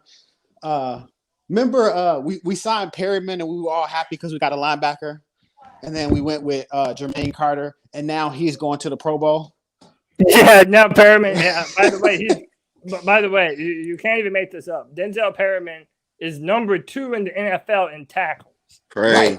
Right. And if you look at the tackles, right, Jeremy Chin has like 50 of them. Not Jeremy Chin, sorry. Jermaine Carter. Yeah. And I mean, I don't know how you guys are feeling, but I think we probably need to move Jeremy Chin out of the safety and put him back at linebacker. So Steve, but that's the thing. I don't know. I really don't know if he's built to play linebacker like that. I mean, we can play him like a Buda Baker / Jamal Adams, but I just every time I see him getting torn up in coverage, I mean, I think our cornerback situation is going to be a little bit better next year. I mean, I am going to miss Jackson, even though he was getting cooked the last couple of weeks. But I like that we got J.C. Horn. I don't know how much Stephon Gilmore or A.J. Bouye really have left in the tank.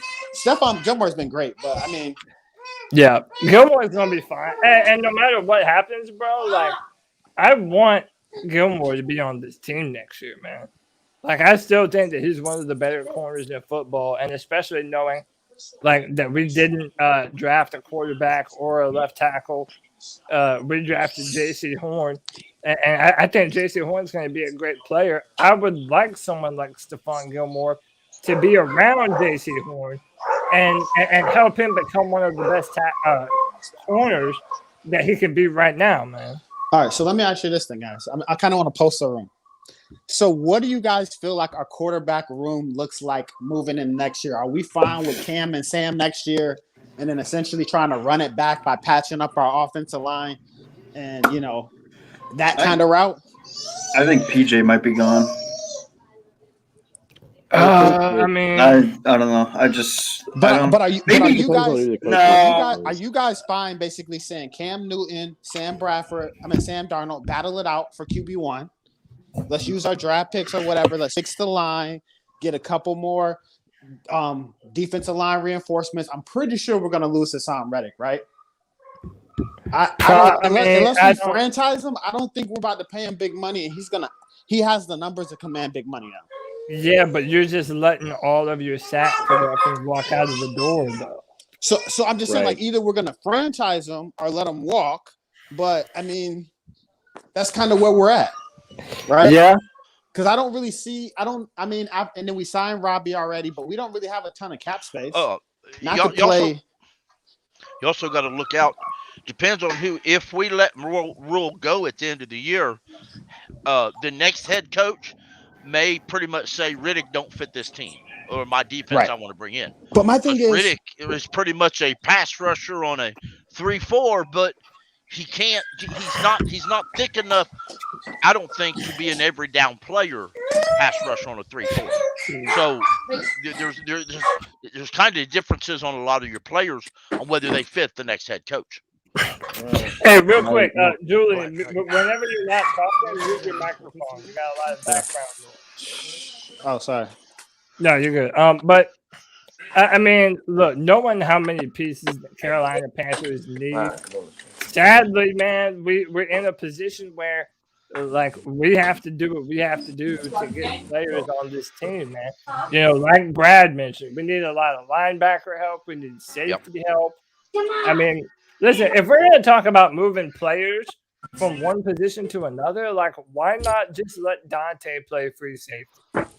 I mean, he's honestly more built for that, I feel, than being one-on-one with a speed receiver. I believe Dante's gonna sign when he comes back next year. He'll be an unrestricted free agent. He'll go somewhere else. I don't believe he'll even entertain Carolina. Yeah, I think he's done in Carolina. I don't even think he wants to be here. He's going to want to be here after this season, especially if the regime rotates. I heard I read on Twitter that him and Bradbury were still really good friends and talk a lot. So he may be headed to New York. Wait, I got another hot take. I think we might get rid of 2 CBs this year. I think Dante's going to go, and then I think the second one's either going to be either CJ or AJ. But we just traded for CJ. Yeah, CJ stays. I think that the next one that will go will be AJ. And I mean, we got enough depth that's fine having CJ, Horn, and Gilmore if we resign him. But we have the next 4 or 5 years of CJ Henderson's contract. Yeah. Plus, AJ, he signed a 2-year deal last year, so we're not forced to get rid of him anytime soon. No, you know what I'm saying? AJ only saves us, I think, about $3 million if we cut him. Yeah, exactly. So he's a guy I would keep around even through training camp, just in case somebody don't work out or. Yeah, I mean, we've been having terrible cornerback play. Yeah. I don't know, for 10 years. So I think we're good, right? He's a guy. AJ's a guy though that I would consider moving to safety. He's got the veteran experience to do it. Right. I'm more concerned. I look at it like we probably need another defensive tackle, another linebacker, and then a starting safety. So that's 3 on defense. And then on offense, I think we need a left tackle, a left center. I think what's the name's holding down center. Pat's holding I don't know about tackle. But see that. All right, listen. Pat Elflein has played better at center, but I'm not gonna pretend like I know that he's the answer in the future either. Like I don't. So let's I would also include center in that discussion. Okay, so let's say left tackle, center, and guard. We need at least 3, right, on the offensive line. Well, we don't even know, and that's the thing. Brad already knows. Brad already knows what I'm going to say. Kenneth already knows what I'm about to say. The fact that we don't know who Brady Christensen and Deontay Brown are right now means that you've kicked the can a year down the road on evaluating what kind of player you have. Yeah, that's because Matt won't play them. So this is what I think, right? Because, and I mean, I try not to pretend I know more than the coaches, right? But if Dennis Daly is out there looking better in practice than Brady, I think that kind of is our answer. But that's the thing. So the last 2 weeks before the Miami game, Brady Christensen had graded out as the highest on PFF. It was the highest rated player on our team at left tackle. But who were we playing that week? We were playing the Washington football team and the Arizona Cardinals. Right. Not to say that Arizona's not good, but I mean, you look at they didn't have no Chase Young on that side.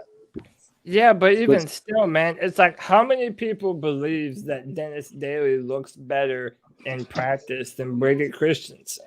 I would have. I believe this is Dennis's last. Well, I don't like Daly. I used to.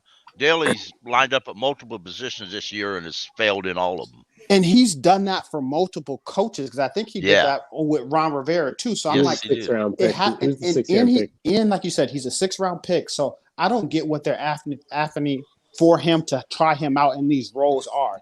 But I honestly think it has to be because he looks somewhat good in practice.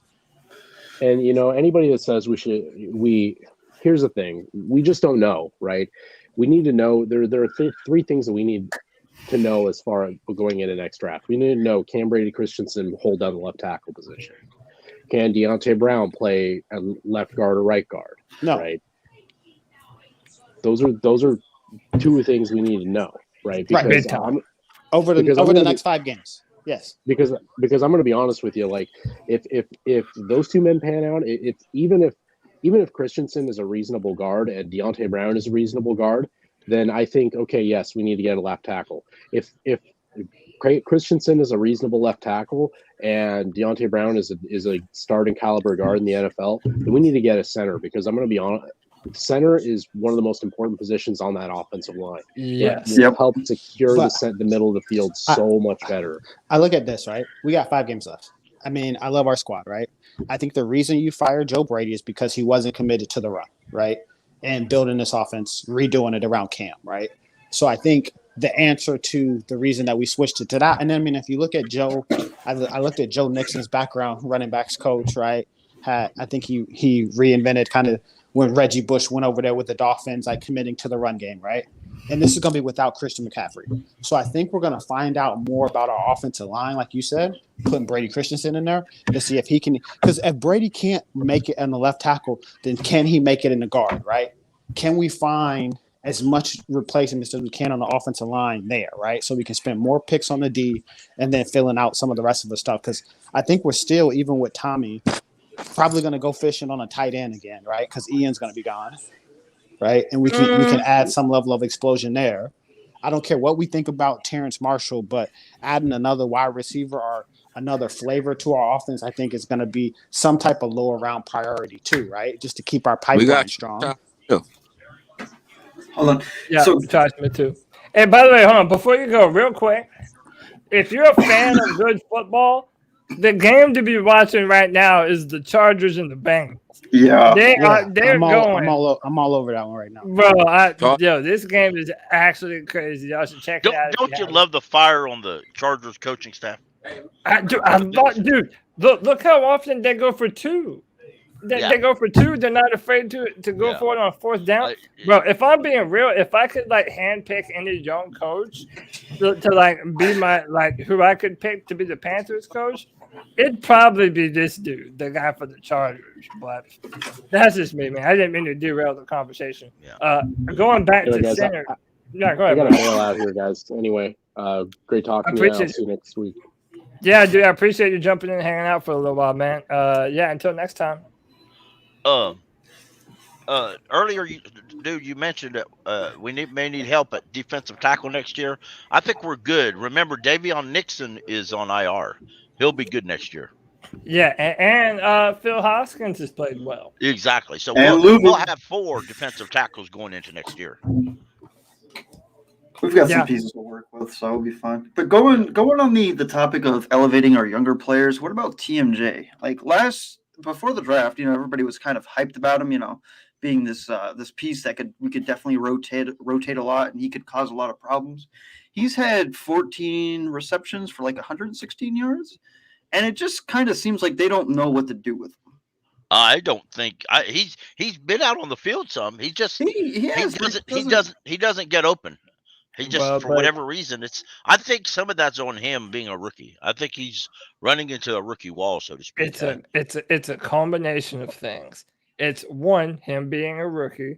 Number 2, I don't know if you heard the news. Panthers fired their offensive coordinator today. That might be that. They're obviously not happy with what our play calling was and how Joe Brady had been coaching. And then the third and maybe the most important thing here, and it's the same thing with DJ Moore. Look how inconsistent and mismanaged our quarterback position has been. Like, yeah, I mean, you're not effectively getting DJ Moore or Robbie Anderson the football. So why should we expect that they would be able to get it to Terrace Marshall Jr.? It's like like an unfair expectation, really. And yeah, he's a rookie. And the same thing goes with Shi Smith too. And he's had some injuries that he's been working with and dealing with. But I mean, at the end of the day, if you're a Carolina Panthers receiver, you're not in a great situation to be successful. Like, that's just the fact of the matter, man. Like, that's why Robbie Anderson is kind of smart for him and his management trying to get him broken off some extra cheddar while he still had the chance to. Because it's like, you wouldn't give him that contract now. For sure you would. Unless you're Smitty or Muhammad. Yeah, but that's the thing. We don't have a Smitty or a Muhammad. We're still looking for his replacement. Man, we ain't got a Smitty or a Muhammad. We're looking for Jordan Gross's replacement. We're still looking for Kuechly's replacement. We're still looking for Greg Olsen's replacement. Smitty for wide receiver coach. Yeah, there you go. You saw him talking to DJ Moore. Was it a year? How many years ago was it? Rain Smitty in for wide receiver coach. Rain Luke in for linebacker coach. He was trying to teach him. I don't think Smitty would take that job. I don't. Well, listen. What if you listen to Steve Smith on NFL Network or even his podcast? I believe some of these guys, he'd just outright deck him and be done with that shit. He'd be the only head coach suspended for fighting a player. Sometimes what you need, though. It looks like Steve is always ready to swing on Michael Irvin. What you need. Wait for that to happen for years. What was the name of the some player? Of these cats. That Steelers player that he grabbed his jersey. He just kept getting in his face, and he just turned around. And he grabbed him by his jersey with like one hand. That wouldn't fly by today. I can't think of his name. Was his name Clark? It was a corner. It was a corner on the Steelers. Hey, some of these players need humbling, man. Yeah, they prima donnas, bro. They prima donnas. Bro, what's the dude I just played on this podcast? The guy, he used to play corner. Pac-Man Jones. Adam Pac-Man Jones. Yeah, y'all can't forget how he did him, man. Yeah, Steve Smith will break him in. It's like, that's what I'm saying. Like, when you go and look back at Steve Smith and Musa Muhammad, it just becomes all the more apparent that they were dogs, Carolina doesn't have that dog no more, man. Like, shout out to CK on our Tuesday night show. He's been saying Christian McCaffrey is the best receiver on our football team. I believe he is, and he might not be wrong about that. I believe I'd put when Christian comes back next year, regardless of who our head coaches is, I would put Christian McCaffrey as a wide receiver. Christian's always he would compete for a starting job at wide receiver. So you got to put in a lot of effort to contain him. Yeah, I think Christian could be the closest thing to Steve Smith that we've had in a long time. It just makes sense. You put him in. You put him in as a wide receiver. He has all that open space. Right. You take Steve Smith back in the day and imagine him playing running back full time. That'd give you Christian McCaffrey. That's my opinion. So. Yeah, I mean, Steve Smith at working for the OC, not OC, but receivers coach. Yeah, I mean, look, I would love to have Christian on this team long term, and we're going to no matter what. Because if you look at the way his contract is set up, like, even if we did trade him, we would be eating a bunch of dead money anyway. Right. So, like, Christian McCaffrey is a part of this football team. So, yeah, I think it behooves us to either dramatically lessen his load or dramatically increase the amount of snaps that he takes at wide receiver. And I know most of the fan base has been calling for that. I'm not opposed to it. I don't mind putting CMC in the slot more at all. But the question is whether or not he wants to do that. Well, you're right. But if you're the head coach and you say, here's what you're going to do, he says, well, I don't want to. And he says, well, here's another paper. Sign this contract to release it from cap space and you go your own way. There's teams out there that'll do that real quick. I mean, if imagine a player telling Bill Belichick, "I'm not going to do something." Do y'all feel like CMC be like kind of like maybe like faking these injuries, man, like self-preservation type deal? Like once he feel like we're not going anywhere, his agent probably like, "Hey, man, just act like you got a hamstring injury so we can like save you, man." Like, cause like what's the chances of him getting another big contract with us? I mean, maybe there's some truth or to even that. long one. I definitely think there's some planning, even if it's not necessarily Christian saying, yeah, let me just not play the rest of the season. I do think a lot of that factors into when the Panthers make a decision. Pat Coltrane hit on that too. He said some.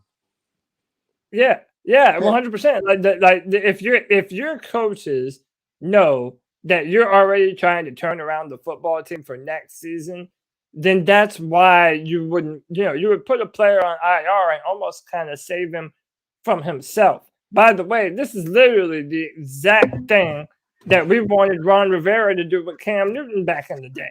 When Cam Newton was clearly hurt and getting worse game after game, it's like you wanted Ron Rivera to save him from himself and put Cam on IR because he wasn't going to do it of his own volition. So sometimes you have to save a player, and I kind of think that's what happened with Christian. Because, look, I don't want to take nothing away from Christian himself. Like, the mentality that he has, the kind of skill that he has. Like, Christian is incredible. My problem is not with him or anything that he does or says. Like, the dude is a baller. No one's taking that away from him. It's just when you pay him so much money to be the main part of your offense, and meanwhile, you can't keep him healthy for more than 3 games in a row, if that, maybe. So it's like I really have a tough time with this CMC conversation. I think something that could help him is maybe adding like somebody like a big-bodied fullback, like a Dukes Johnson, just to kind of help like take that weight off like by quite a bit. Don't get me wrong, like I love Abdullah, but like having like Royce Freeman, Chuba, Abdullah, like doesn't really help when that O-line is terrible. I mean, have somebody that can, punch through a couple people. Might be able to extend his lifetime. And we have a dude, don't we? Isn't that what Giovanni Ricci is? Oh yeah. I don't think so. I know he's supposed to carry that role. I do. Yeah, but he doesn't. I'm not trying to disrespect the dude. To me, Giovanni Ricci is a tight end who they liked but didn't have enough room in the tight end room, and they needed for somebody to fill a spot, so they're going to give it to him because he ain't had no carry runs. And I've often what you're talking about. I've often called him a pure power back. I think that's the coach's decision that we ain't got one. I think there's guys out there all over the place to get, but it's just Matt Rule doesn't think he needs one. Yeah, and then I almost can't blame him, though. Most of the NFL doesn't utilize a fullback anymore. Like, that's just something that you don't really see too much today. But, I mean, hey, how about this? A lot of people wanted us to put Tommy Tremble in the backfield and just let him be a big, tough, badass mofo. Well, you know what? And let him go. I want to see why they don't at least try it. Yeah, what's it going to hurt? I would say grab a fullback because Christian McCaffrey is a bit of a smaller running back than compared to everybody else. Well, yeah, I agree. But it's hard right now. It's hard to find a good, pure. It's hard to find the type of fullback you need there. Yeah, beefy dude.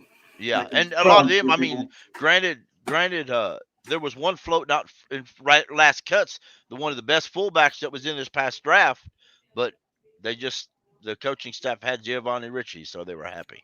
And by the way, on a completely different note, why is it that every player or like every team that plays the Panthers, like we've all been having questions about Tua Tagovailoa, right? And man, isn't he the quarterback?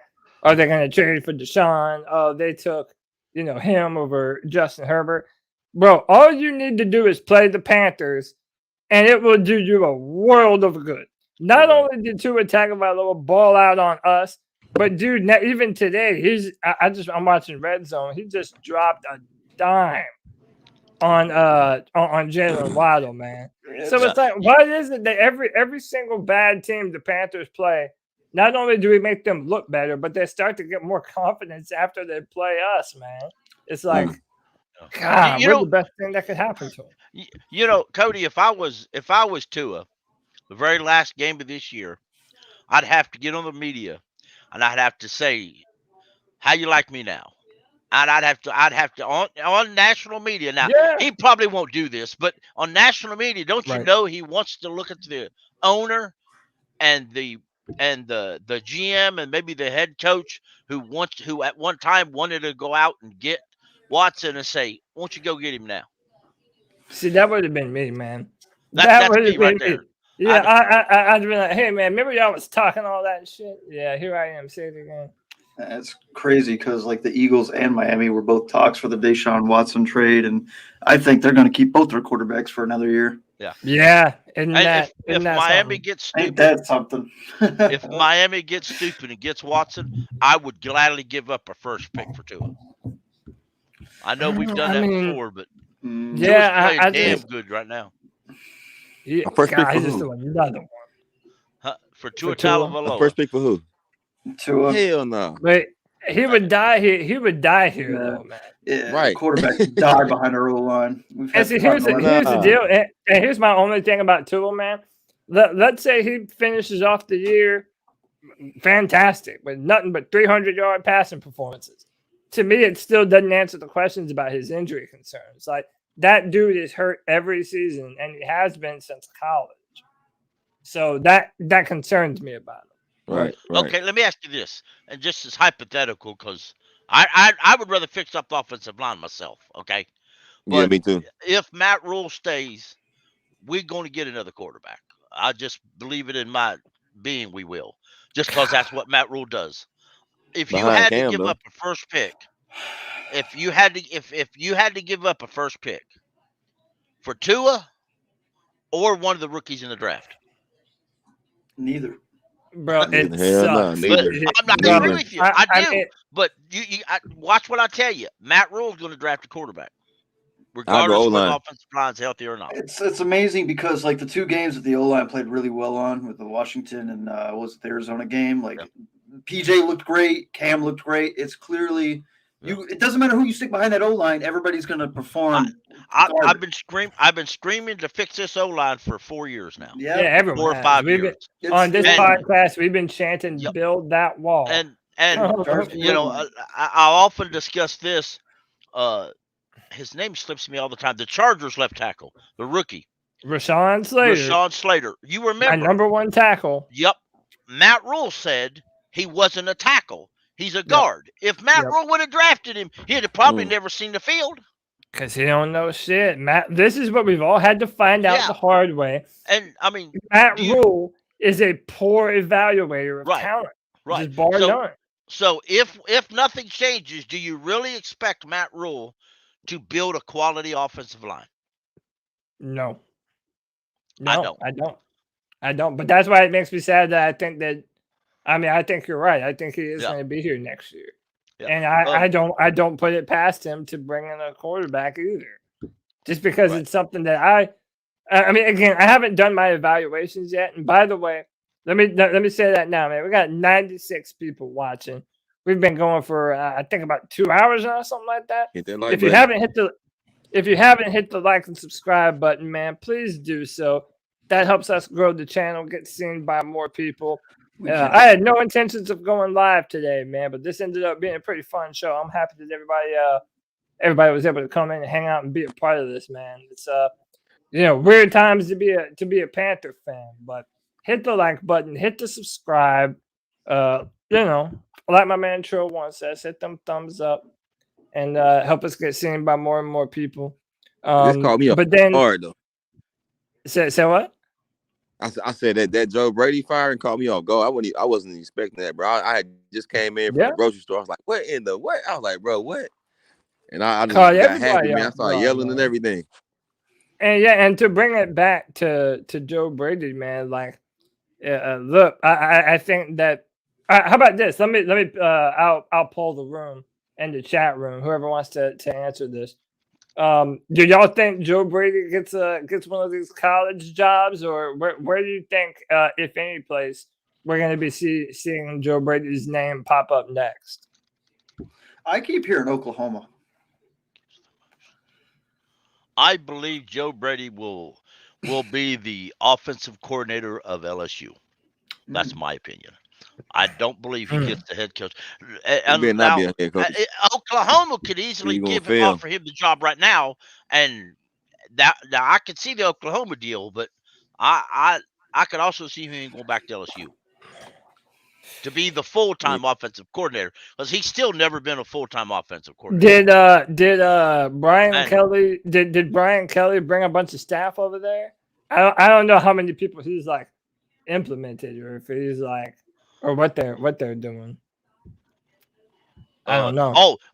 He offered the job to he offered the offensive coordinator the job to the same guy he had at Notre Dame, and he turned it down. The guy at Notre Dame said no, he's staying. So he's still looking for an offensive coordinator. Yeah, that might be it. And yeah, I think you're right, man. That might be it. If Joe Brady could easily just sit out for the next month and maybe hope an NFL team comes squalling, or he could just go back to college and get a job right away. Yeah, he may get more money in college than he does in the NFL. Yeah, But I I don't mean, think he's going to be offered an NFL hey, head coach. especially when you see what these colleges are paying coaches. Oh yeah, shit, that might be the place to be, man. Look up what USC gave Lincoln Riley, bro. They gave that man a king's ransom to go from Oklahoma to USC, man. All I know is that next week, within the next couple of weeks, it's going to be a lot to talk about with the changing of the guard. Yeah, Matt, do you think Joe Brady ends up somewhere next? Or I said Oklahoma. I think honestly, that's what I Oklahoma. keep seeing, so I could see it. But I think LSU would be even a better fit. Makes more sense. Rock, what you think, man? You thought you like this this move of us firing him. So do you think you're gonna see him somewhere else?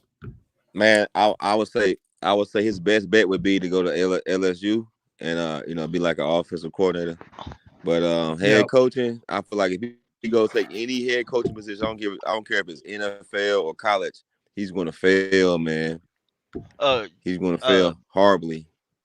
I'm sorry to interrupt. I was just on here. It's being reported now that Brent Venables been hired as Oklahoma head coach. Oh, is that real? This article I'm looking on now is at DraftKings, and they've just posted it today at 11:23. So Oklahoma got a head coach. Yeah, Brent Venable. Brent Venable. This is being reported off DraftKings. Has anybody confirmed that? ESPN. I'm gonna look it up right Twitter, now. Yeah, I'm on TigerNet. I haven't seen it. I mean, God, man, this is a terrible day, man. ESPN. Here's 6 hours ago. ESPN said Oklahoma was set to finalize a deal to hire Clemson, DC. So it may not be finalized, but that apparently they're working at getting. Oh, okay. Yeah, so damn, no, I would say, I don't know. We in Carolina, Joe Brady's pretty much developed a reputation as a smart guy who still don't know enough. Unless you're going to pair him with an experienced, per se, an Andy Reid, I could see now maybe if Andy needed an offensive coordinator, Andy could hire him and kind of let him learn under Andy. That would be good for Joe Brady. But I don't think Joe Brady's going to wait that long. I think there's too many people going to offer that man some money to come play offensive coordinator. Hey, let me tell y'all something. Let me tell y'all something. I am way more. I mean, if you didn't know, I'm a Clemson fan. So I am way more pissed off about my Tigers losing Brent Venables than I am my Panthers losing Joe Brady. I'll tell you that for sure, man. Venables has been one of the very best defensive minds in all of football for a long time, man. So it's like, damn, dude, that's a shot right there, man. He's been the reason why Clemson's defense has been one of the best in the country for years, man. So it's like this sucks if that's true. But he has connections there, he was at Oklahoma once upon a time before. Yeah. And there's been other coaching jobs that have come up and people have inquired about before, but Venables never left, man. Clemson retains a lot of their coaches. So it wouldn't surprise me if this is real. Like, in fact, I fucking know it's real. But by the way, there better not be no salty ass Gamecock fans up in this chat room. Y'all didn't score not a single. Y'all didn't get a field goal. Y'all ain't allowed to say shit to me as long as my ass is moderating this chat, bro. So hey, listen, what? I'm a Tennessee fan, and I'll just say that at least my team made a bowl game this year. That's just all I'll say. I'm just happy they made a bowl game, and they actually have a head coach worth a fart. Bro, my teams are down bad, man. My teams are down bad, and it sucks, and I'm hating it, but I don't know. It is what it is, man. So, look, I'm about to get out of here. Before I go, I'm going to get everyone's opinion real quick. Do you trust this offense to get better now that Joe Brady is not the offensive coordinator? We'll start with you, Ken. No. They may be. Wait a minute. They'll run more. They will run more. I wouldn't be surprised to see. Fact is, I'm going to say it. I'm going to call. We're going to go out and Don Terry Brown, and Deontay Brown, Brady Christian, and Brady Christensen both will start on the offensive line Sunday. I believe that. I think we'll run more, but I don't know. I don't think we're actually going to win a lot. I don't think we're going to be better.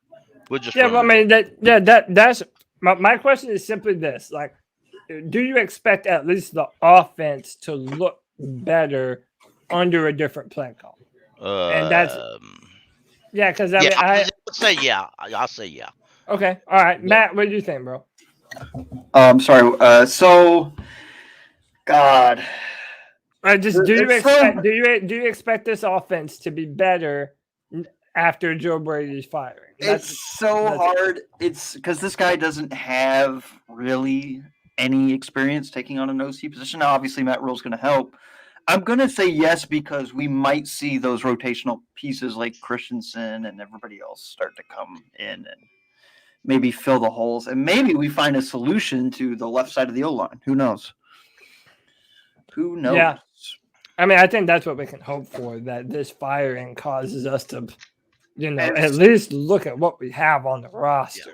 As for the quarterbacks and the receivers, though, I don't know. I think something has to click between them personally, as well as play calling to be elevated in order for them to be successful against Atlanta and the Bills. Because the Bills is the big game. I would say that arguably is the big game besides the two Buccaneers games.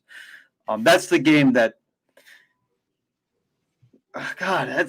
those are the two big games, and I feel like we're gonna have a hard time against the defense on the Bills. So yeah, that's reasonable, man. That's reasonable.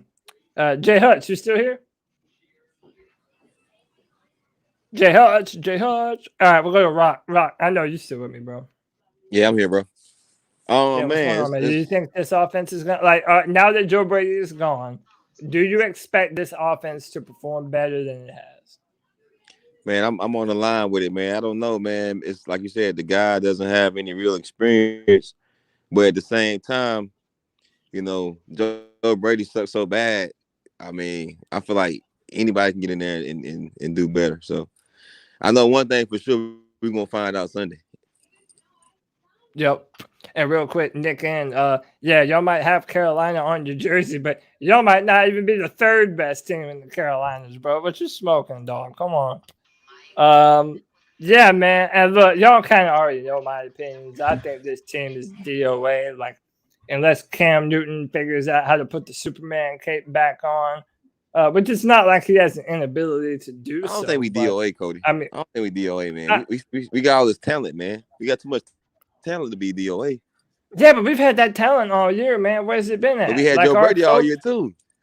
Yeah, but our coaches, like, our coaches they're not performing to a level that utilizes the best of this talent. So like it's not even our players that I'm doubting, man. It's more so our coaches and our coaches' ability to put them in a position to be successful. Because I don't think they do that at all, man. Like, they don't. Man, so look, y'all, I wasn't even intending to go live today, but look, here we are, man. We've been like, let's see. I think we've been 2 over hours. 2 hours. Yeah, man, we're over 2 hours in this joint, bro. I was supposed to be chilling, watching football. Me too, man. I was catching the buzz. Yeah, man, time went on, man. That's what I'm about to go do right now, man. So, Tipping my killer one. Yeah, man, for sure. All right, well, I appreciate y'all. To everybody that joined today, man, I definitely appreciate it. If you don't know, we do this every Friday at 7 p.m. The Friday free for all, and once again, that's free for anyone to join. I post the link to the StreamYard so y'all can come on and hang out and talk Panthers. Does anybody have anything that they plug before they want to get out of here? Hey, maybe with the changes, whoever's at OC now, maybe we don't end up having our third 5-win consecutive season. Yep. Hey, real quick, Bartholomew wants to know this. We support absolutely everybody, man. C3 Panthers podcast got love for absolutely everybody. The only thing that you have to do is love the Carolina Panthers. If you can do that, you're good with us, man, no matter what.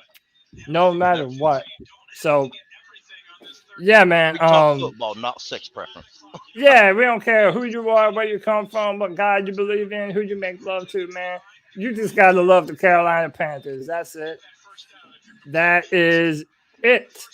But does anyone have anything, like I said, that they want to plug or mention or say before we jump out of here? Nah, bro. No, it's going to make tomorrow a lot more interesting on the radio. Yep. At work, where I work at, where I live in Tennessee, I listen to Charlotte radio station a lot on my headphones, so it's convenient and a little news like this gonna make listening to them a lot more interesting. Yeah, for sure. All right, well, everybody, I've been your host, Cody Lashing. I appreciate everybody coming and joining. To everybody who watched, please hit the thumbs up, the like, the subscribe. If you want to help grow C3 Panther Nation. That's it for your boy. We will see you all on Tuesday night at 9 p.m. for another edition of the C3 Panthers podcast. Until next time, ladies and gentlemen, keep pounding. Keep pounding. Keep pounding.